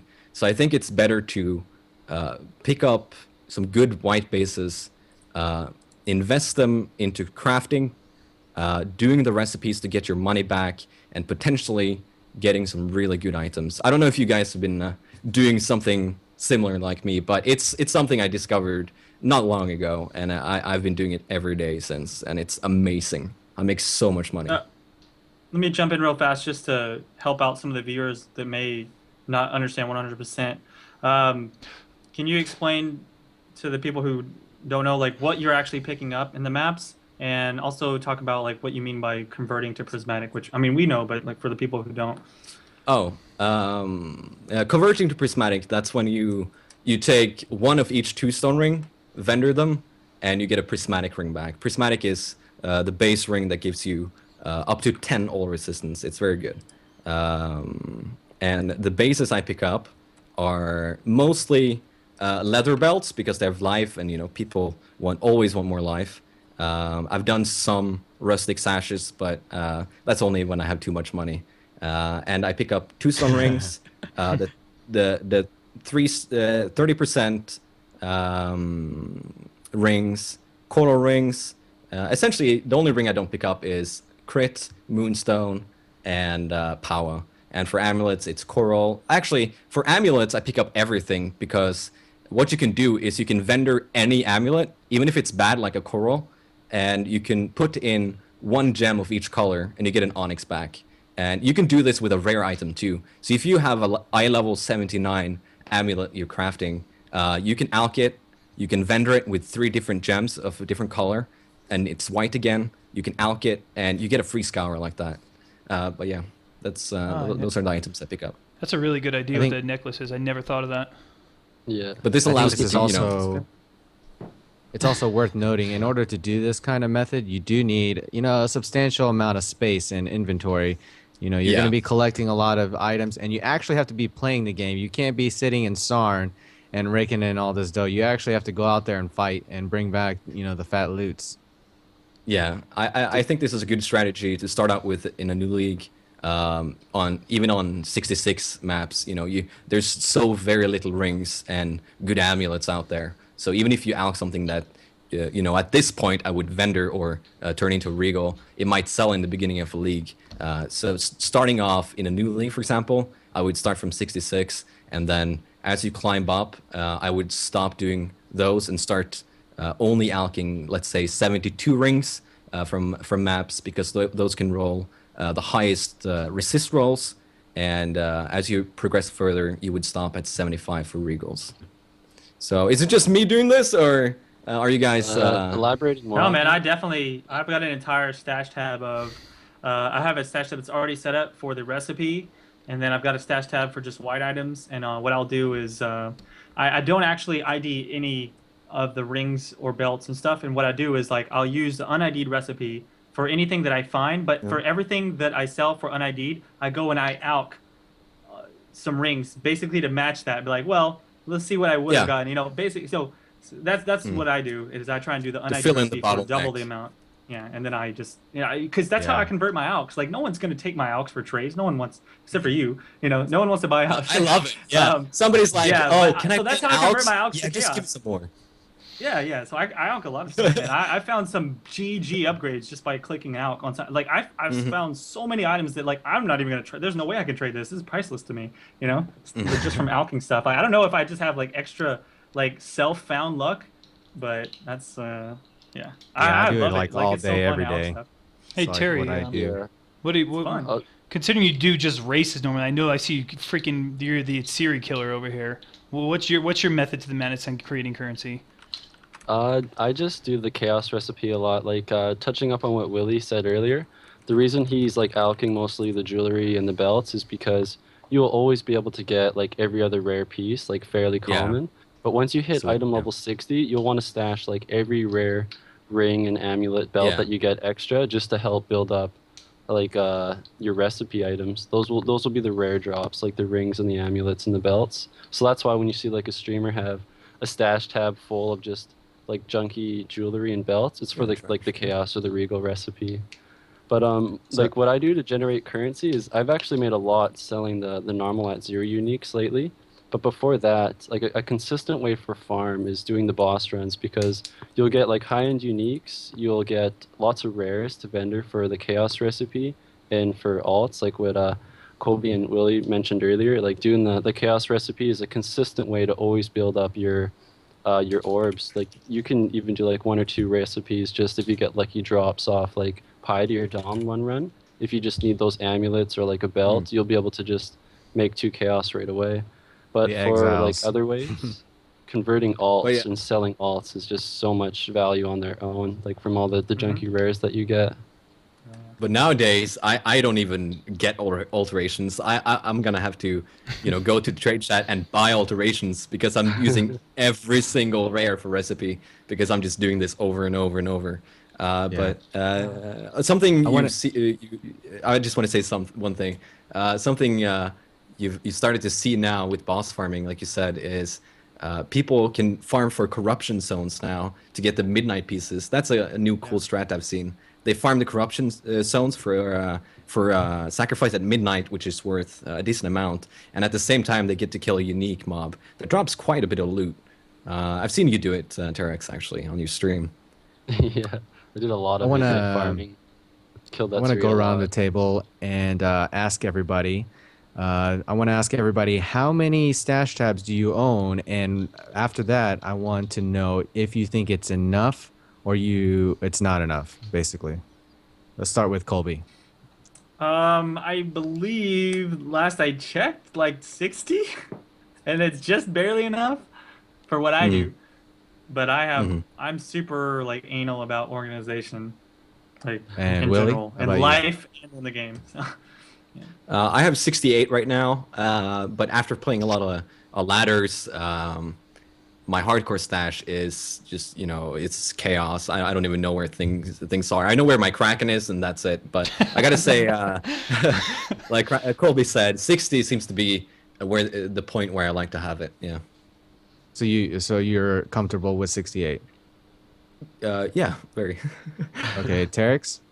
I just have, I think, 24 or 25 tabs, but like I just picked up 5 or 6 from the deal, and I still feel like I could use more. Just like if you're magic finding or like trying to make profit, like stash tabs, they can make it a lot more smoother, like for making. And it's more convenient, currency. right? You can put certain base items in certain stashes, and it's just a joy to go through those stash tabs instead of Yeah. everything on the same How one. about you, Zeno? yeah. I have 32, and all but 3 are used up. So I'm not sure if I need to get more. I don't want to get more. I think 32, the addiction is there once you reach 30 easily, even 24-ish. But I'm also a very homeless player. Like, I seriously have a cardboard box for a shield. So that's the honest truth right there. Yeah, I found for me, in a 4-month league, I found 91 to be just right on. Like, I don't need more. By the time I'm at the end of a 4-month league, about everything is full. I might have like 1 or 2 stashes open, but 91? I do. Hello? I do a lot of crafting. Wow. Yeah, he needs those for his exalts, right? Yeah, those. I have like 190 stash tabs in standard. It's insane. Holy crap. My cardboard shield can be stored do in your you- stash. do And you it's have a all lot of- organized. I promise. But do you have a lot of Find air anything. in some of them? No, not really. I have very minimal spots. I mean, it's all super organized. Any kind of extra space that I have is all at the butt end of the stash tab. So, like, any kind of free space is pretty much at the end, or stuff that I've already sold from like remove only or stuff like that. But I found about 90 at the rate I play. Like, granted, I play a lot. Obviously, I don't recommend that you get 90, but if you play a lot and you craft a lot and you're an alcoholic, yeah, Oh you're definitely my. gonna want some Alchemists. stash tabs. That's the Hedgie. appropriate term. An alcoholic. I love it. That's the only reason he asked us that question, so he can go last and be like, 91 guys, flexing. E-Flex, what's up? All right. Do you have anything else to add to your assignment, Willie, before we go into the live question and answers? No, I thought that was pretty good. Yeah. All right. So let's kick People it can off. ask in the chat. Who wants to kick off the first question? Right now, we're doing a live question and answer section. The questions were asked periodically throughout the chat, throughout this whole time and podcast. If you have any more questions you want to have us answer, direct it at one of us. We'll read your name, at blah, blah, blah. This is their question. Try to keep them, a question that isn't just for the stream, but for the entire podcast. So, all right, who wants to read the first one? Go ahead. The first one's to Terrex. The number one racer, do you consider Endless Ledge and Descent Champions are enough competitive to be in main races for the next season also? This is kind of worded funny. How about the lack of turbo, group, and regular ones in this season? I think Descent Champions is a pretty good competitive race in the sense that everybody's going to be getting like the same areas, the same items from the chests, and the same monsters. And if you're progressively, or if you're actively doing Descent Champions, you'll be able to improve, in my opinion, just from knowing like what monsters are in what areas, so you know how to prepare more. But for Endless Ledge is really iffy because it's probably one of the most RNG determined races there is, in the sense of the monster spawns after the first level are like it's random. I'm not too sure if they have certain monsters tied together or if it's just like a bunch of random monsters thrown on the map. But what makes Endless Ledge so difficult is you can get monsters that counter your build. You can get monsters that, say, early on they have like high spark or arc damage, say from archmages, and they have a lot of range. If you don't have any lightning res early on, you're gonna get like bursted down from across your screen. And what also makes Endless Ledge really hard is flasks. Like I went earlier, I think I was almost level 14, still using small life flasks, and like life flask and Endless Ledge can have a really big impact on how fast you can progress. As for the other races like Turbo and stuff not being as common, I think maybe this season they wanted to focus more on playthrough variants. Like I know a lot of people really enjoy Endless Ledge and Descent, but there is like a big group of racers that enjoy maybe doing like the Turbo races. I really like Turbo myself because it's a lot of fun fighting Turbo Brutus. It's pretty intense. It's a crazy difficult fight, but maybe maybe next season we'll see more of those races thrown in. But I think Descent Champions is a really good competitive race just because it's always the same items, same monsters, and you know how to prepare for it. How about that lethal turbo? Oh my god, everyone died to Brutus that one. I was part of that race. Yeah, I died to Brutus that one too. All right, so the next question says, to Willie. IMO, the tree between Templar and Witch, lacks good keystones. How about a strong self-cast keystone in the area to overcome mana and reflect issues? Of course, it shouldn't work with totems and traps. Do you think it's a good idea? What was the question? In between what? Templar and Witch. And Templar. A good self-cast node that cannot affect traps and totems, but it could help out with mana problems and reflect issues. Do you think that's a good idea? I don't get it.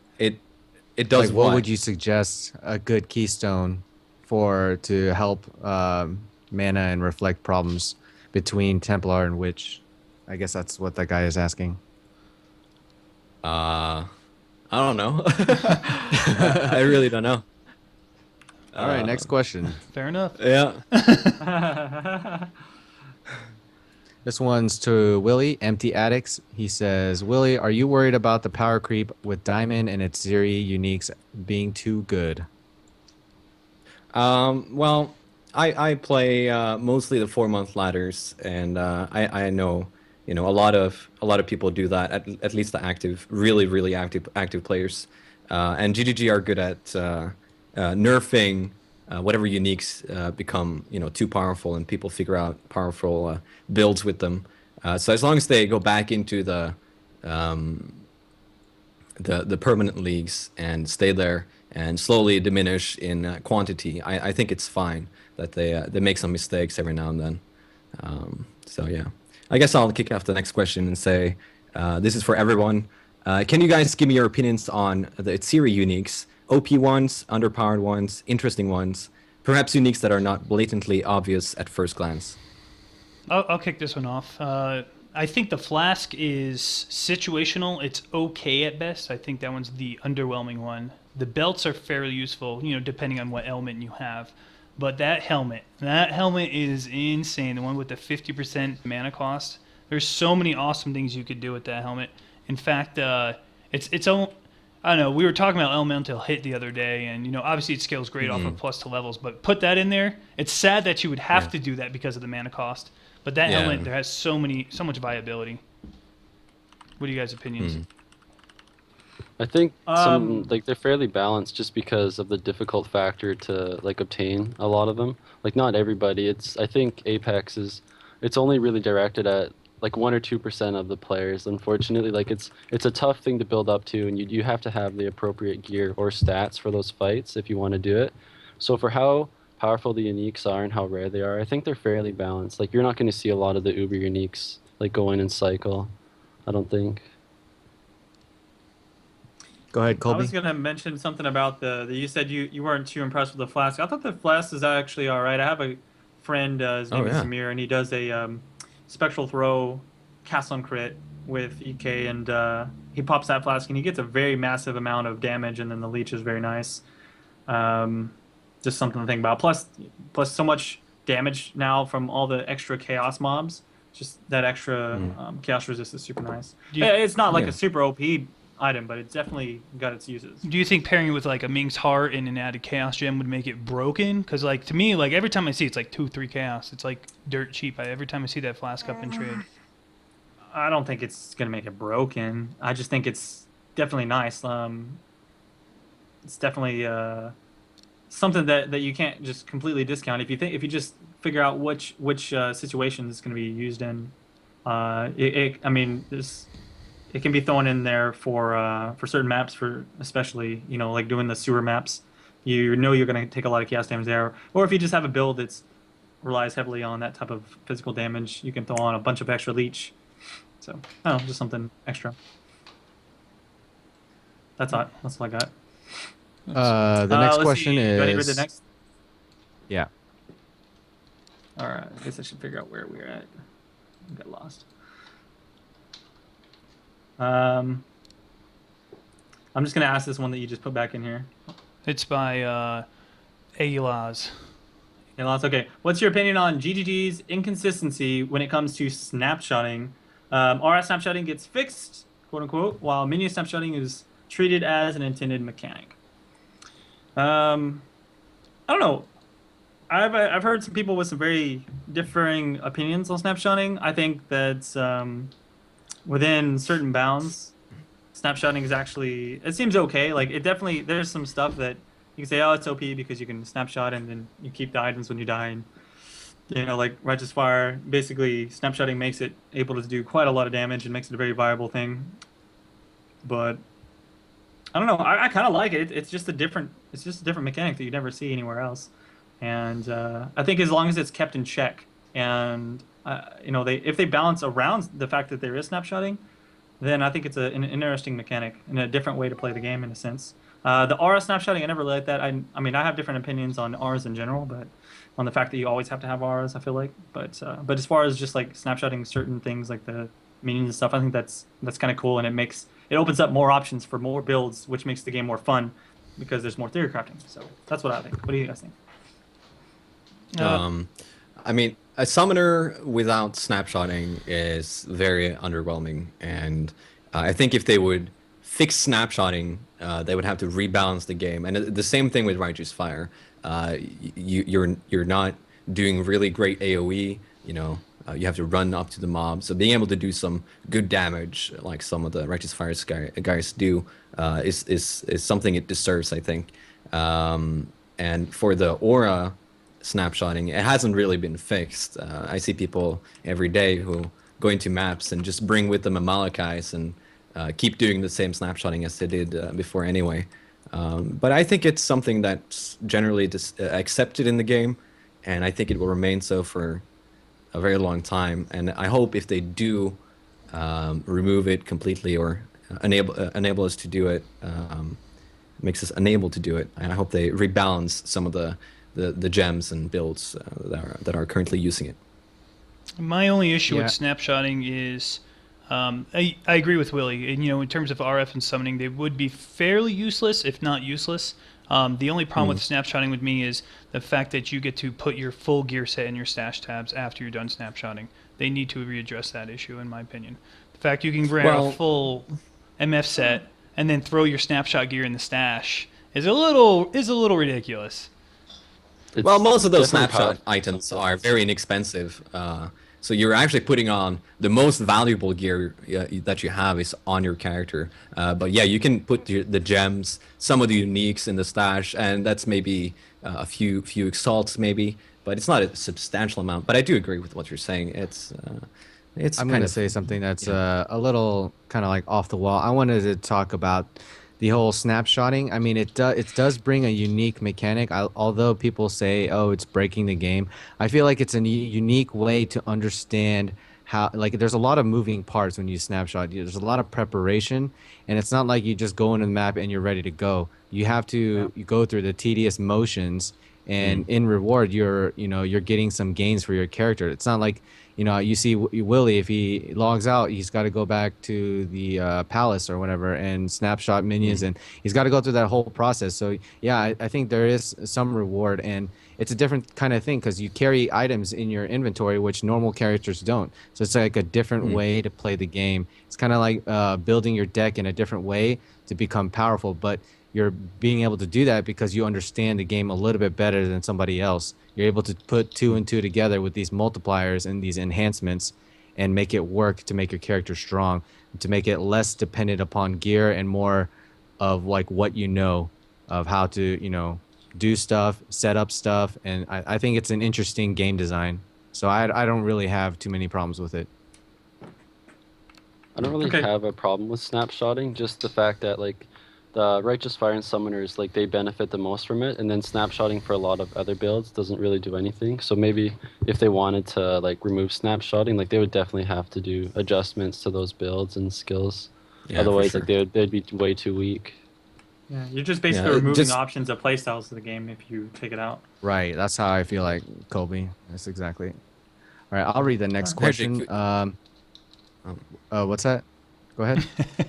A lot of people were asking, what is snapshotting? Maybe we could that's good. tell them what it actually is. That people don't know what that means. Sorry. So snapshotting is just imprinting a current state of your gems setup or your skills and taking that buffed up image and then swapping other items so that you don't need to carry those particular items that buff up this particular skill gem. It's just taking an imprint of a DPS or survivability, type mechanic, and then taking that, swapping the gear, and then going in a little bit more powerful because you have, stronger items or different items.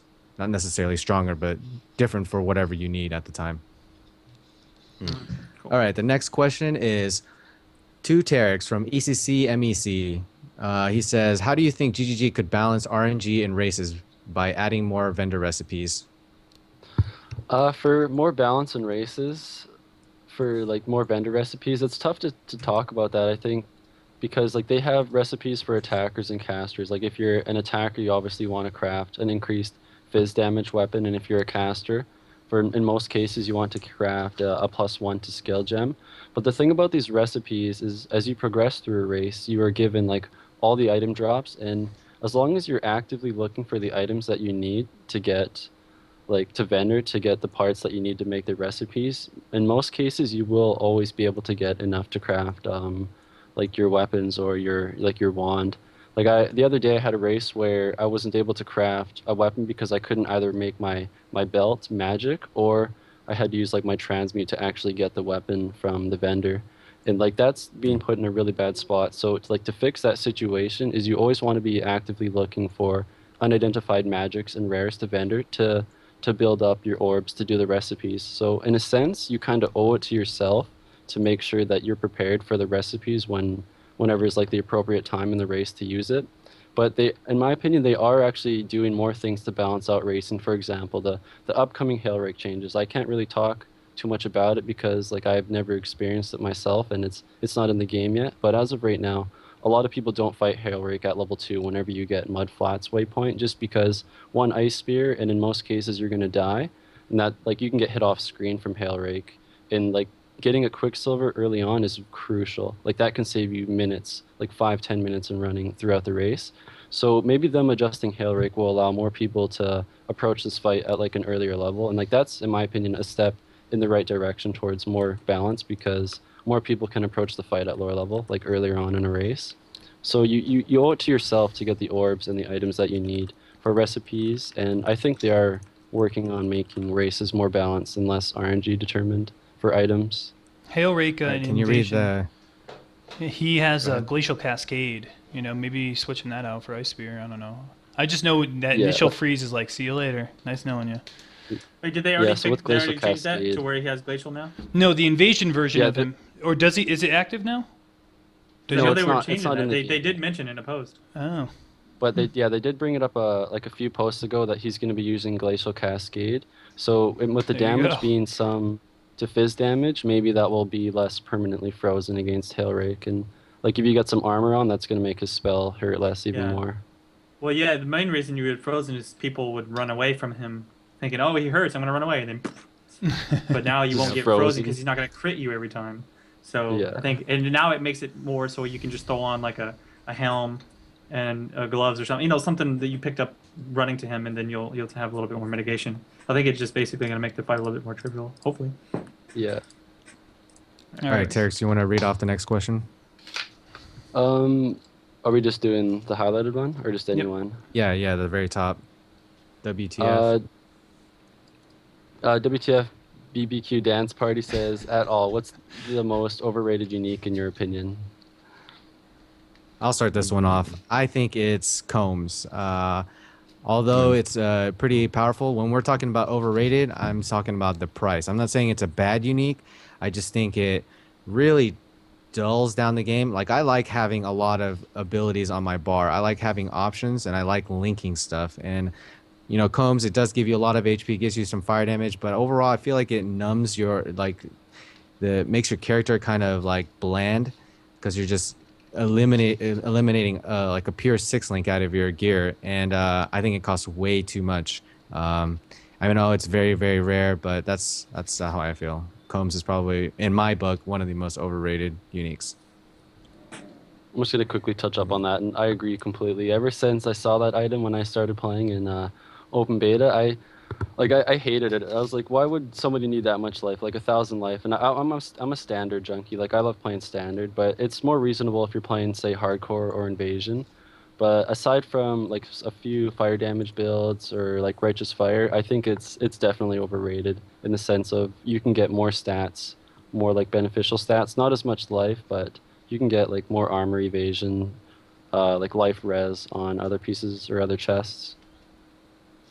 But do you guys think the prices would, like, if Righteous Fire wasn't a thing right now, do you think Combs, because Righteous Fire is huge right now, do you think the Combs prices would be, you know, a lot lower, or do you think that because people are overrating it, it would remain at those prices?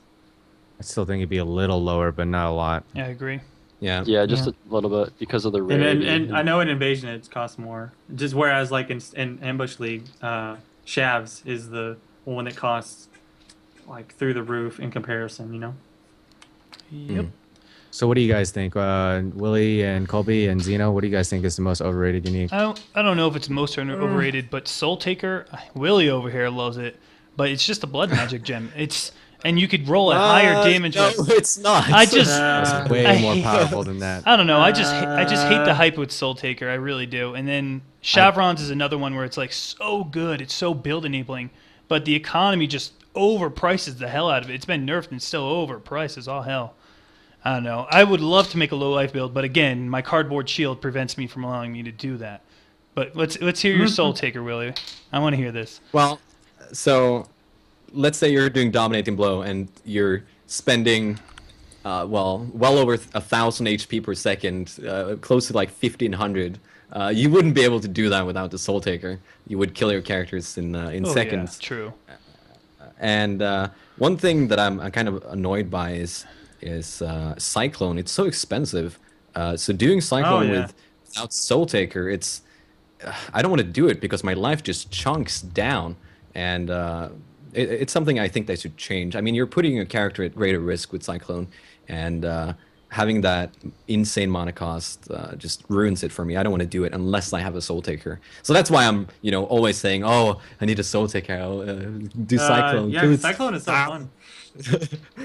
Yeah, but I think it's a great unique, but it fits, some builds, that really need it. Colby, what I won't about spend you? too long. I won't spend too long in it, but it's not really as overrated anymore. But the Lionized Bow is, people are kind of less overrating it now. But I always never liked that bow, just the fact that you can't evade your own projectiles. Because I'm such a fan of evasion and acrobatics builds. It's like, I can't build acrobatics, so I have Lionized Bow. So Yeah, I would agree with that too. Yep. People overrate. Yeah, the hype. They just see DPS. Oh, I don't need accuracy. They don't ever think about the downside. They're just like, oh man. I have a 100% chance to hit myself now. Yeah. whoops. Stop hitting yourself. Stop hitting yourself. Yeah. To touch on my chevrons, it's not that it's great, it's amazing. It's the price on it. I just wish the economy would just Solaris Lorica was like, yeah, finally low life, no ES on it. It's like we need something. It's chevrons and Solaris Lorica. There's no mid ground. Low life is such a cool idea, but the economy just ruins it. That's my take. for the average player. Yeah. Let's see. Next question is from Old School. Main thing with unique items besides PvE builds is that it has a major impact for PvP. Then did you notice the big lack of options for bow PvP users? Who is this directed at? Just go around. Whoever wants to talk. I guess about whoever it. wants to answer it. say I don't something. really. I'll skip out on this one. I'm not much of an. All right, I'll start this one. I feel like there are options for bow users. Puncture and explosive arrow are very worthy contenders. I've also seen some people try to use like poison arrow as like a way to keep somebody, degenning or preventing them from going into a certain area. But definitely puncture with I feel like if you're an explosive arrow character, you need to be consistent with your wins. You need to have puncture as a swap. So you're gonna need Quill Rain and you're gonna need a swap Harbinger, puncture bow.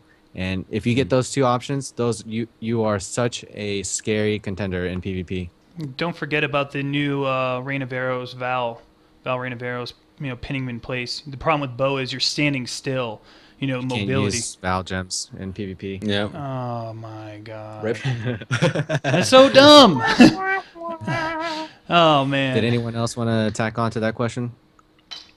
All right, we'll go I to think this. getting I just want to say, I think getting a decent crit bow for, let's say, like a puncture build shouldn't be too hard. And as you guys know, puncture is really, really OP.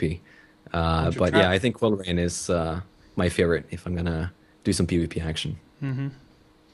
The fact that you can, you could still block the front-loaded damage on an explosive arrow, but it still sticks to you, should say something right there. All right, I'll take the next one. From Ekmek to Hegi, you were playing in Ambush lately to get the level 90 challenge. What do you think GGG should learn from the strong boxes in terms of risk reward? What would you change on strong boxes? I learned my lesson through a lot of them. At first, I started with no respect for those strong boxes, but I died enough times to learn that you got to take them pretty seriously. even though I did lose XP, I just try to make it a point to where I didn't die, and I learned my lesson. However, the strong boxes we said in the last podcast, I do feel like the cartographers should have been stripped. I felt like the GG giving us maze and area implicit was good enough for map pools.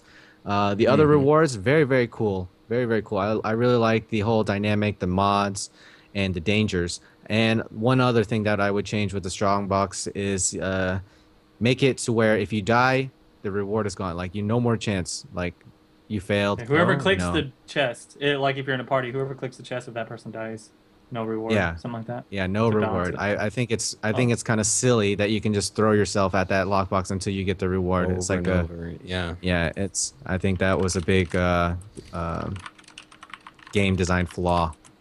I think the big problem with strong boxes is you should be able to shift click them. I've countless times tried to click a transmute or something on it, and I accidentally open it, and then it's like, well, there goes that strong box. That's my beef with strong boxes.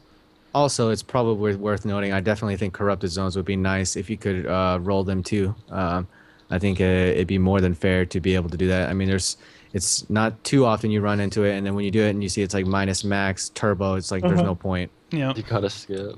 Yeah. Yeah. I thought originally that you were going to be able to, but that's fine. Read the next question. It says, at Willy, I know you've played some self-found. Any ideas on what GGG could do to incorporate into a league or race, or even in regular leagues to make it more rewarding to play self-found? Well, we always see the Reddit thread popping up every other week with people requesting self-found leagues, and I know there's always a huge response that people want it, and I would love to play a self-found league where, let's say, currency is more abundant, but I don't think GGG are sharing the same opinion on that, and they don't really have the resources to focus on it right now, it seems. But I would love for them to do something like that in the future, just allowing us to spam exalted orbs and even mirrors, we wouldn't need those though if it was self-found only. But yeah, it would be cool. But something- right now, if you're playing self-found, you might as well, just ignore everything around you and just play self-found and enjoy it. It's a lot of fun. They've talked about but the paid leagues. I wonder if like when they come out with the paid leagues, if that's still like a work in progress, if we will see like a self-found league then. But have they Have you talked guys heard anything anything about? about the paid leagues? Yeah, I haven't heard Haven't heard anything about that since I since started beta. playing this game. Yeah, exactly. Yeah, so I think they might have dropped that one. Maybe they could do Okay. like an achievement where like you can turn off trade altogether, and until you like uncheck it, like hit to level 90 self-found, like that means if you interact with any trade that achievement is nixed, that I think that would Like be get like a title or something. That'd be cool. yeah, some kind of badge or some kind of forum title, the self-found successor Yeah. or something. I don't know. Like killing Dominus at Merciless. I don't think that would be too hard to Self-found. program. Yeah. Would be a good challenge. Yeah. All right, I'll read off the next question from Old School again. ColbyCheeZe, in your opinion, do you think removing item quantity from new leagues was a measure to make the game last longer? Do you think it was a good call by GGG? Less chance orbs and white-based That's a good question. items overall. Yeah. I believe that it gives people a chance who don't want to just be dedicated Magic Finders. Like, they don't feel like, oh man, I have to have 2 gem slots dedicated just to Magic Finding just to keep up with anyone else. They're lowering the amount of item quantity on items that you can get as well. So it's because item quantity was just so extremely powerful. Like, I didn't even talk about item quantity. I just said get item rarity, but getting item quantity will actually increase your unique drops. Like, we didn't, like, people were we were talking about that, but item quantity I think does actually increase unique drops, as well as currency items in general. Like, I noticed a huge difference in currency items. I found my first Eternal Orb this league, as well as an Exalted, like, very soon afterwards, just after placing on, I think I have like 40, 50 quantity now on my main Magic Finder guy. But in any sense, quantity is just super powerful. So it's completely, it makes perfect sense for them to take that gem out and to lower the amount, because I think it was too strong. And so it's in a good spot now. Let's see, the next person, we'll see. Oh, okay. Is this the last one? Yep. Last question. Okay. right, last question here. We have a bunch of them that we didn't get to, but I guess is this the one we want to use? Just Do you pick have one, picked Colby. out? It's all you. Well, I don't know. I haven't been reading them. Okay, I'm just gonna read the next one up. Walsey says to everybody, "Do you think that the game might be getting too cluttered with elements from all the various different leagues, especially if they add things with ambush and invasion?" That's actually a pretty good question. Yeah, like as they add all this stuff. So I mean, we've got invaders, we've got exiles, we've got shrines, we've got nemesis mods, and soon we're gonna have lock boxes. And then what is what is going to be next, and where do they start to cut back on these things? I guess that's a good question. I guess it could get too cluttered after a while. I mean, as the game progresses, years and years down the line, I think they just have to be really careful with the frequency at which we see these mods added into the game. But all these little elements are pretty cool. I like to see them keeping it fresh. What do you guys think? Yeah, I think it's good that they keep. I think it's good that they keep adding everything to standard because they come up with the new leagues for people that want like fresh starts and they don't want to play with the standard economy or like play with legacy items and those crazy mirrored items. So it's good that they still bring like the new features to the old leagues to like keep those guys happy and keep like new things being introduced. But coming out with new like specific features to a league is also a new way to bring in like new players to those leagues. But I just really hope they keep like adding everything else onto standard because like it makes it more refreshing and it's nice to just like they just keep adding more features, more like interesting fights with new mechanics. It's good to keep adding, I think, as long as it goes well with each other. Like nothing like synergized together will make it too game breaking or like too difficult. Yeah, I think there's a good balance. When they do incorporate the stuff, they don't incorporate it 100%. They come at a lesser rate, and they're also nerfed. They're tuned down so that the people that do experience it aren't getting super frustrated because if something was put into their league that they're not happy with. So they're definitely toned down, as we saw with the exiles. I do like how they're selective, so that's not guaranteed, and I worry the game in the long term that it might be too overwhelming. I mean, we're fortunate enough because we've been keeping up with the game. Let's be real. I mean, we've started the game since closed beta. We've been, with PoE at its infant stage. So we've been learning as we go. However, I can see a problem where the new player comes in and he's like, oh, there's just so much stuff to learn, all these skill gems. Like, what do I do with all this? But I do like, the growing Twitch community, the amount of information you can find online. And I think a lot of streamers are doing their part in transitioning these newer players, keeping them up to date, catching them up with the times, so that they're not feeling like they're playing at a huge disadvantage.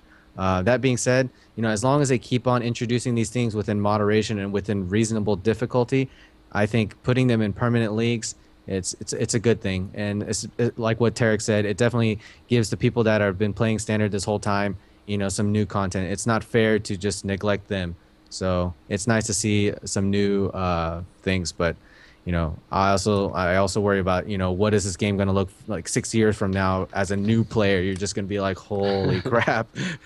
Will, your take on this? Chests, invasion bosses. Well, as long as they're adding new stuff and allowing us to test it first and then listening to the community that I know. And I know GGG are very good at this, so I have full confidence in them.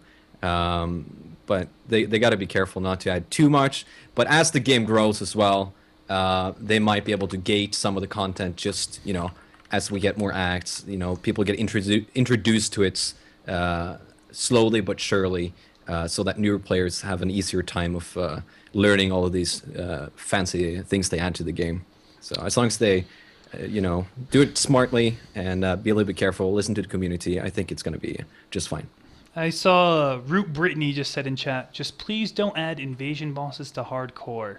And I was thinking, that's a good idea, but at the same time, you can't call yourself hardcore if you can't roll with the big boys. So, can't call yourself hardcore. I play hardcore, but not as hardcore as this league. Like, come on. Yeah, you gotta go all in with it. So I think they should. I think they need to do it. But, obviously don't make it overwhelming. Like, invasion. I'm fine with it, but... Go ahead. Colby? Sorry, I wasn't trying to. Okay, basically, I was gonna say I'm fine with them adding some invasion stuff in as long as they do it like they did with Nemesis. They took out some of the really annoying Nemesis stuff and they made it less Yeah. frequency. So if they can, as long as they do that, they're like, okay, here's the stuff that people didn't like. Let's go ahead and put the ones that are not gonna one shot you off screen. Like I'm completely okay with never seeing Metalsmith ever after this league. Yeah. You know, but I like seeing stuff like that is challenging and fun, which, you know, maybe I can skip it, maybe I don't. I like killing them. It's fun to feel powerful, but after killing some of these guys, I just don't want to deal with like the stressful ones, you know? Hey, could you guys hear me? The punishing. Yeah, we hear you. Oh, Great. thought my mic cut out. All right, so 2 minutes left. I wanted to use this time to thank everybody. Let's start off with Willie. He killed it, right, everybody? Let's give him a round of applause. Yeah! Woo! Thanks, Willie, for coming on the show. It was fun. Thanks for coming by. In the you. near future, would you like to come back again for a podcast? Oh yeah, for sure. This was great. Thank Awesome. you. Thank you so much. I'm glad you're supporting the community. Thanks for stopping by.